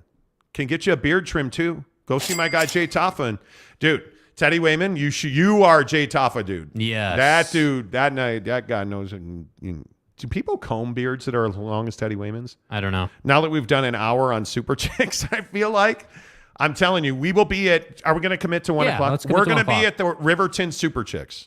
Right off of Mountain View Corridor. It's in Mountain View Village, right off the Mountain View Corridor. Yeah. And we're going to be there at 1 o'clock to have lunch. Be there, be square, and then we're going to go to the jazz game. Justin says, I'll come to Riverton for some Super Chicks. 1 o'clock, Let's go, Justin. I'm buying. Let's go, dude. Raptor88 says, peace out, work time. Love you, buddy. Thanks for See being you, here. Raptor. Casual, San Diego State says, we casuals out be buying you too, MJ lunch. Well, that's what I'm saying. Dude, hey, let's go. But, Aztec fan. Next time we're in San Diego, Cafe Coyote. No, you're in NorCal now. Are you in NorCal now? Dude, we're going to Tahoe in a couple of weeks for my birthday. Birthday. Birthday. Brett Robbins, they don't call it Super Chicks for nothing. That's what I'm agree. saying. Mr. Preston says, I live in Sandy and work in Murray. Have a lunch meeting or I would meet you today. Oh, appreciate that, Preston. Look forward to seeing you. Let's see. Ken Williams says, I don't eat carbs. Meat all the way. That's how I've lost 56 pounds. It works. Low carb works. There you go. Okay. So excellent. What's our non-sports story of the day today? Weather. Okay. We don't have to do, yeah. Let's go here. Okay, let's talk about the weather. Infowars.com. Infowars.com is tomorrow's news today. After what's gone on this show today with BB and stuff, hey man. Are you guys believers in climate change? Like, how do you explain the weather? So I follow the weather very closely as I'm a snowboarder. I'm an outdoorsman. I don't hunt. I probably should. But do you guys care about climate change? Do you follow the weather? Like, I'm amazed at what's going on in California right now. I am terrified for my California friends. And it's really scary to me because if you haven't seen what's going on in California, and if you have not followed the snow pictures in California, dude, do you guys understand that just about every municipality that you're looking at right there, and everything you're looking at right there, notice California, Nevada, Utah, Washington, Oregon, you guys understand that most of California now is at its yearly snowfall total? That Mammoth Mountain, one of my favorite ski resorts in the country, has more snow this year than they had at any point last year. I'm for real. You guys understand that? And I'm just curious, do you guys buy into climate change? Because I do. And what I buy into is that our highest of highs and our lowest of lows are going to be much higher and much lower. Right. And I don't know that we'll have a mid-range anymore. The fact that ski resorts in the Northeast are closed because of a lack of snow, because it's been so warm in the Northeast, that a lot of resorts in Europe are closed because they don't have snow because it's been so warm in Europe. Yeah. Are you telling me the climate's not changing? Yeah, I think what's fascinating, if you nerd out on weather a little bit, is like watching how the jet streams from the Arctic shift is crazy. Like watching how, it will come down and then it will go back up. And then, it is a fascinating science. And I think that, part of me thinks that, hey, like California was due. It's been a decade that you've been in drought. Well, and now finally it's changed. So does that mean climate change is real, or does that mean that they were due and what goes around comes around? I mean, it's kind of, I tend to kind of believe both of those things. I believe that humans have an impact on planet Earth. We do things that heat the atmosphere. We do. There's I don't think that that's like some casual take. I don't even think that that's really that controversial. Before humans existed, there wasn't an internal combustion engine, right? There wasn't pollutants. There weren't manufacturing factories. We've added these things. So to me, I don't even really get controversial on that. I'm not here to have that conversation. No. I think that's just a reality that we've kind of implemented into the planet. Now, what I think is really interesting is what you were talking about, the highest of highs and the lowest of lows versus, hey, things are cyclical. To be honest, I don't know. I do agree what's happening in California is absolutely insane, and it does support the highest of highs, lowest of lows concept. And what further supports that concept is the Europe thing and the Northeast thing. So I don't know. And the problem is only time will tell. Only time will tell. And what's scary about that is if it goes sideways, Mars isn't ready yet, Elon, right? There isn't another backup plan. So I don't know. But what I do know is the people who are scientists and just follow this stuff and do models and project, we know what they're saying. So that's what's scary to me. I just feel like I've been hearing about climate change since I was a kid, since I was in grade school. Yes. My generation has. And obviously every generation after me has. And I feel like ultimately there isn't a lot any of us can do, because for something to be done, millions of people would have to change what they're doing. So I don't know. From a philosophical standpoint, what's the proper thing to do? You only get one life, live how you want to live it, right? But also, what about the one life 50 years from now? You have an impact on that. So I don't know. And you look at this number, this graph right here. Yeah. This is going into Saturday. Look at all of the precipitation that's 10 plus inches. Look at the extreme impact of snow into early Monday. Mm-hmm. Look at all of that through Tahoe, through Mammoth, through the Sierra Nevadas. That's crazy. Yeah, so then, you have all this precipitation. It's terrifying. And I think what nobody wants to talk about is, unfortunately, in California, because of the drought, and really the Western United States, like, let's be real about this. The Western United States has had such a drought, such a lack of precipitation, that the ground is dry. The ground is brittle, so it can't hold all this precipitation. And what they're saying now is that even if it was wet, you would still have landslides because of how egregious and how much precipitation there is. So that's why I say, I don't really want to have the conspiracy theory, climate change isn't real, or whatever thing. Right. The fact is the precipitation's coming down.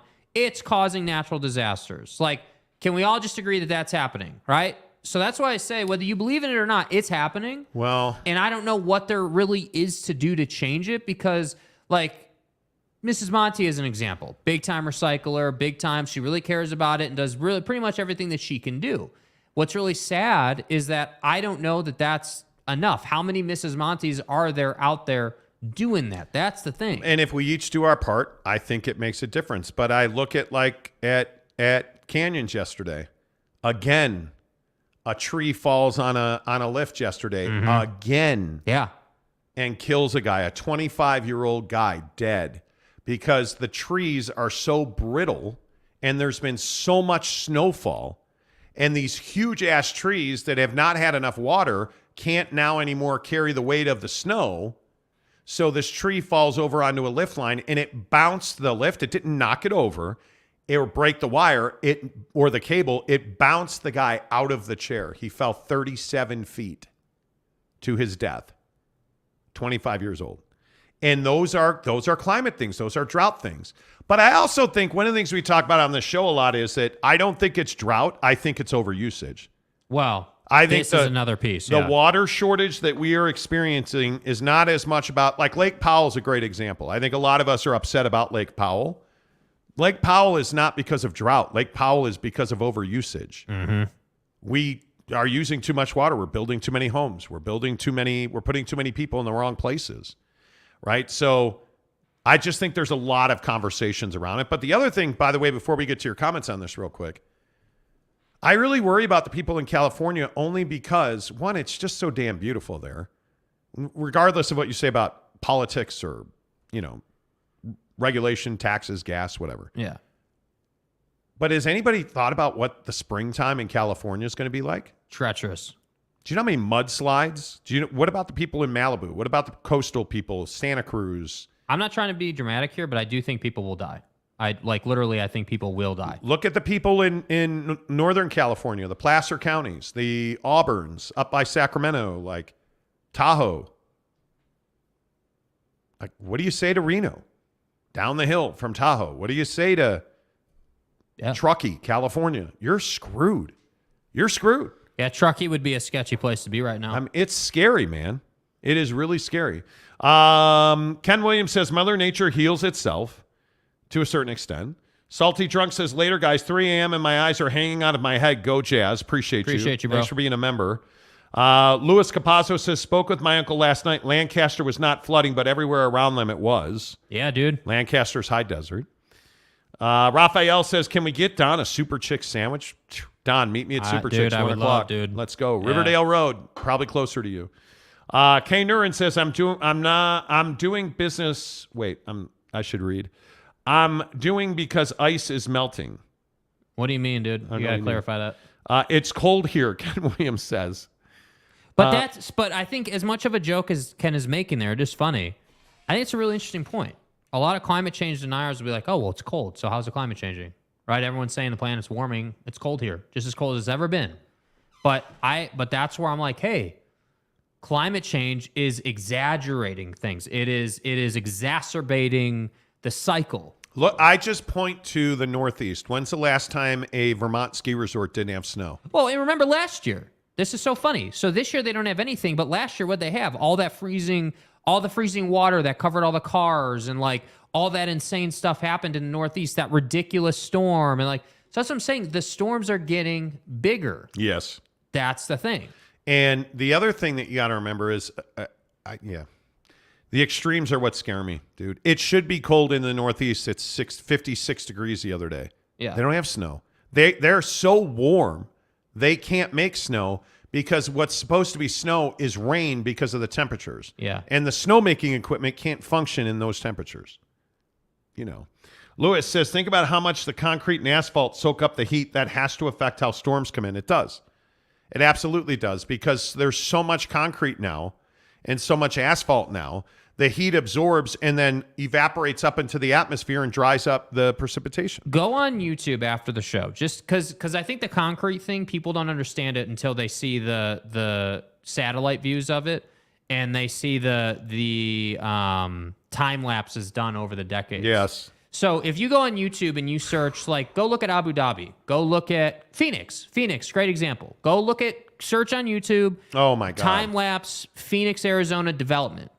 And you'll see multiple videos will come up, and you can see how Phoenix was a pond and now it's an ocean. And that, when you get to that scale of concrete, that's where it starts to have an impact, as Lewis is talking about. Let's run through some of these real quick. Tyler P., climate change is a thing, but it's not going to be some huge apocalyptic thing that some want us to believe. I don't know what it's going to be. But what I know is what's happening in California is going to be cataclysmic. It is going to be life-altering for many people. Yeah. And the other issue is those mudslides lead to huge forest fires. So it's an ebb and flow. Absolutely. Ken says it was 46 below here a week ago in Wyoming. Yeah. Eric C., we are more of an F Mother Nature species, whatever keeps those pockets fat kind of species. I don't disagree with that. Lewis says there was a dinosaur that walked around farting all day long. That caused global warming. Wow. Hey, you start talking shit. You know. Caleb Harrison, good morning, Caleb. People forget that Donovan Mitchell put Utah on the map. Agreed. In the modern era. Jaron Eccles, somebody somewhere is pushing the wrong button for the weather. Mother Nature's pissed. Cuddle Buddy. We can split an atom and stream cat videos 24/7. We can cause climate change. We can. Kind of puts it in perspective, huh? Kanai said, I feel like the earthquake in Japan messed up the climate. It pushed Japan 11 feet closer to the U.S. We haven't had big storms since that earthquake axed. Well. Is that true? I didn't see that. It Yeah, pushed I'm pretty sure 11 feet closer to us? I'd have to look at it. Japan. That's an insane stat if that's true, dude. An earthquake, tectonic plates moved 11 feet closer, dude. Yeah, but this was, 10 years ago? The massive earthquake that struck northeast Japan on March 11th has shortened the length of Earth's days by a fraction and shifted how the planet's mass is distributed. The 8.9 magnitude earthquake in Japan has found that the intense trembler has accelerated Earth's spin, shortening the length of a 24-hour day by 1.8 microseconds, according to geologists. 1.6 microseconds was thought to have shortened the day. Based on new data shows how the fault has triggered the earthquake. On Earth Day, an Earth Day is 24 hours, or 86,400 seconds. Over the course of a year, it varies by about 1 millisecond. Wow, that's crazy. That is crazy. Let's see. The figure axis is the axis around which the Earth mass is balanced. Right. And that changed as well. The earthquake also shifted Earth's figure axis about 6.5 inches.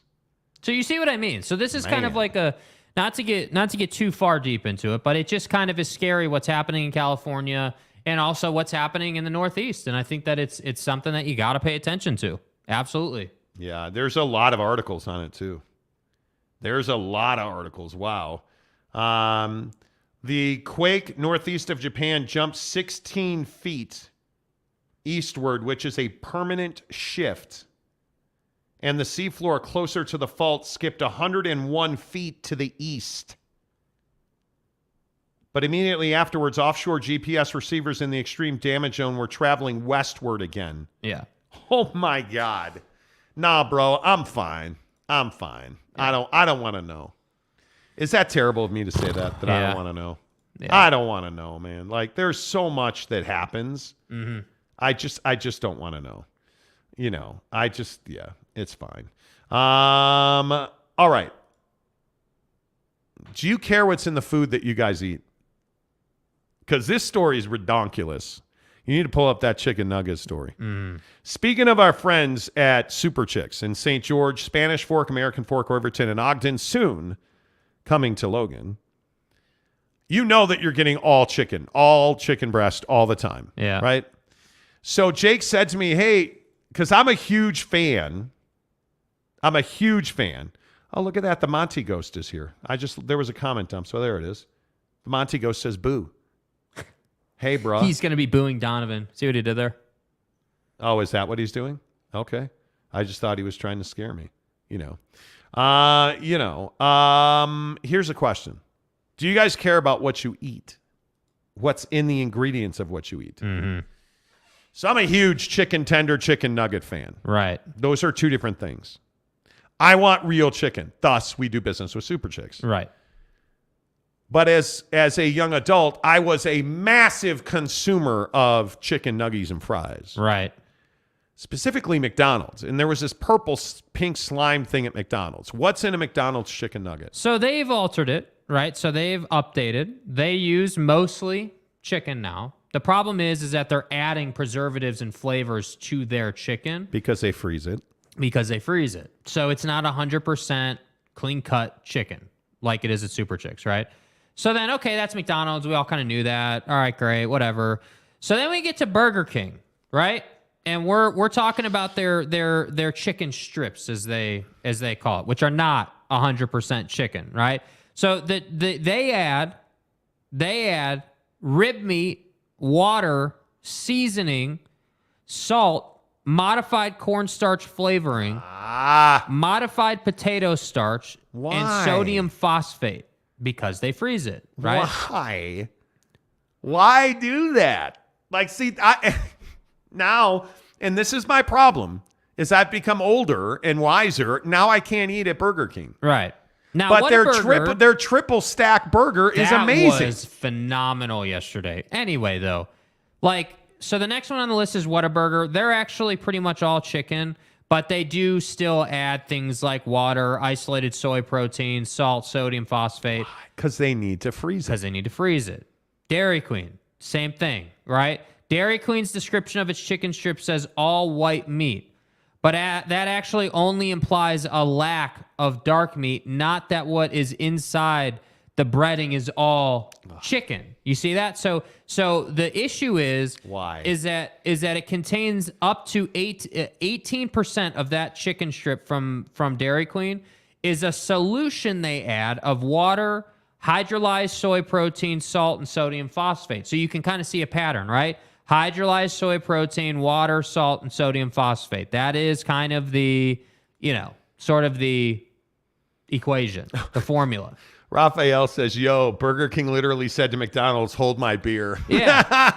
Yeah, it So did. the same thing holds true with Smashburger. They do the same thing. Domino's, same thing. White Castle, same thing. The same salt, water, hydrolyzed soy if protein. you're eating, I'm telling you right now, if you're ordering from Domino's, you're foolish. I mean, why would you order Domino's when you can get Papa Murphy's, which is fresh ingredients? Yes. So that's the stuff I don't understand. So that's what I'm saying. When we talk about Super Chicks, it's not just because it's our favorite. There's a reason it's our favorite. It's fresh. It's ready. Yeah, totally agree. We're having a conversation about, let's see, Jeremy Bolton, the mayor of Monty Pound, says, but you could say that for any team, not just the Jazz. Giannis put Milwaukee on the map. Zion put the Pelicans on the map. It's just the evolution of players in the NBA. Whoa. Hold on, bud. Zion didn't put anybody on the map. You know who put the Pelicans on the map? Yeah, a little dude called Anthony Davis. Yes. So let's not give Zion too much credit, okay? Donovan Mitchell did not put the Utah Jazz on the map. Carl and John did. Larry H. Miller did. Jerry Sloan did. If you want to say the last 5 years, okay, fine. The Utah Jazz were the Utah Jazz when Pete Maravich was playing. Yeah. And I think sometimes we forget about what Mark Eaton meant to this team. And I think sometimes we forget about what, Antoine Carr meant to this team. But if we're superstars putting guys on the map, John and Carl put this team on the map. Yeah. LHM put this team on the map. That to me, that's a big deal. That's a big deal. That's a big deal to me. Yeah. Caleb Harrison said, I'm just speaking facts. Oh, boy. Caleb says, exactly. Donovan Mitchell put the Utah Jazz on the map. Quit playing with his name. I don't think Don put the Jazz on the map. Caleb, here's the deal, bro. He put the Jazz on the map for our generation. Yes. I didn't watch Stockton and Malone religiously like I did Don. Like, yeah, I caught a couple games as a kid, but I wasn't old enough to appreciate Stockton to Malone. I've never one time thought Utah Jazz Donovan Mitchell. I am 49 years old. I think Utah Jazz. I think Larry H. Miller. I think Utah Jazz. I think Carl and John. But so you see my point. That 20-year difference creates a very different perspective. So for me, I'm with you, Caleb. I think that Donovan Mitchell, for our generation and for coming generations, is the Jazz. But for the Jordan era, the Kobe era, young Kobe that is, because I feel like I'm in the Kobe era too, but young Kobe, like, you knew them for Stockton and Malone. Like, that's the difference. Yep, I agree with that. Absolutely. San Diego State says Adrian Dantley. Salty Drunk says, okay, real quick. Zion put Donut King on the map. Good night. Exactly right. Fact. Number 4 win percentage, but Don didn't put them on the map. He didn't. Not for me. For your generation, for millennials, I think Don probably did that. Like, dude, I don't care about number 4 win percentage. Like, with all due respect, I'm not criticizing you, Alex. I'm just saying that I care that he took him to the playoffs. You went to the playoffs. Stop talking about the regular season. I could give a damn about 1st seed or 10th seed. If Bron's in the playoffs, he's got a chance at a ring.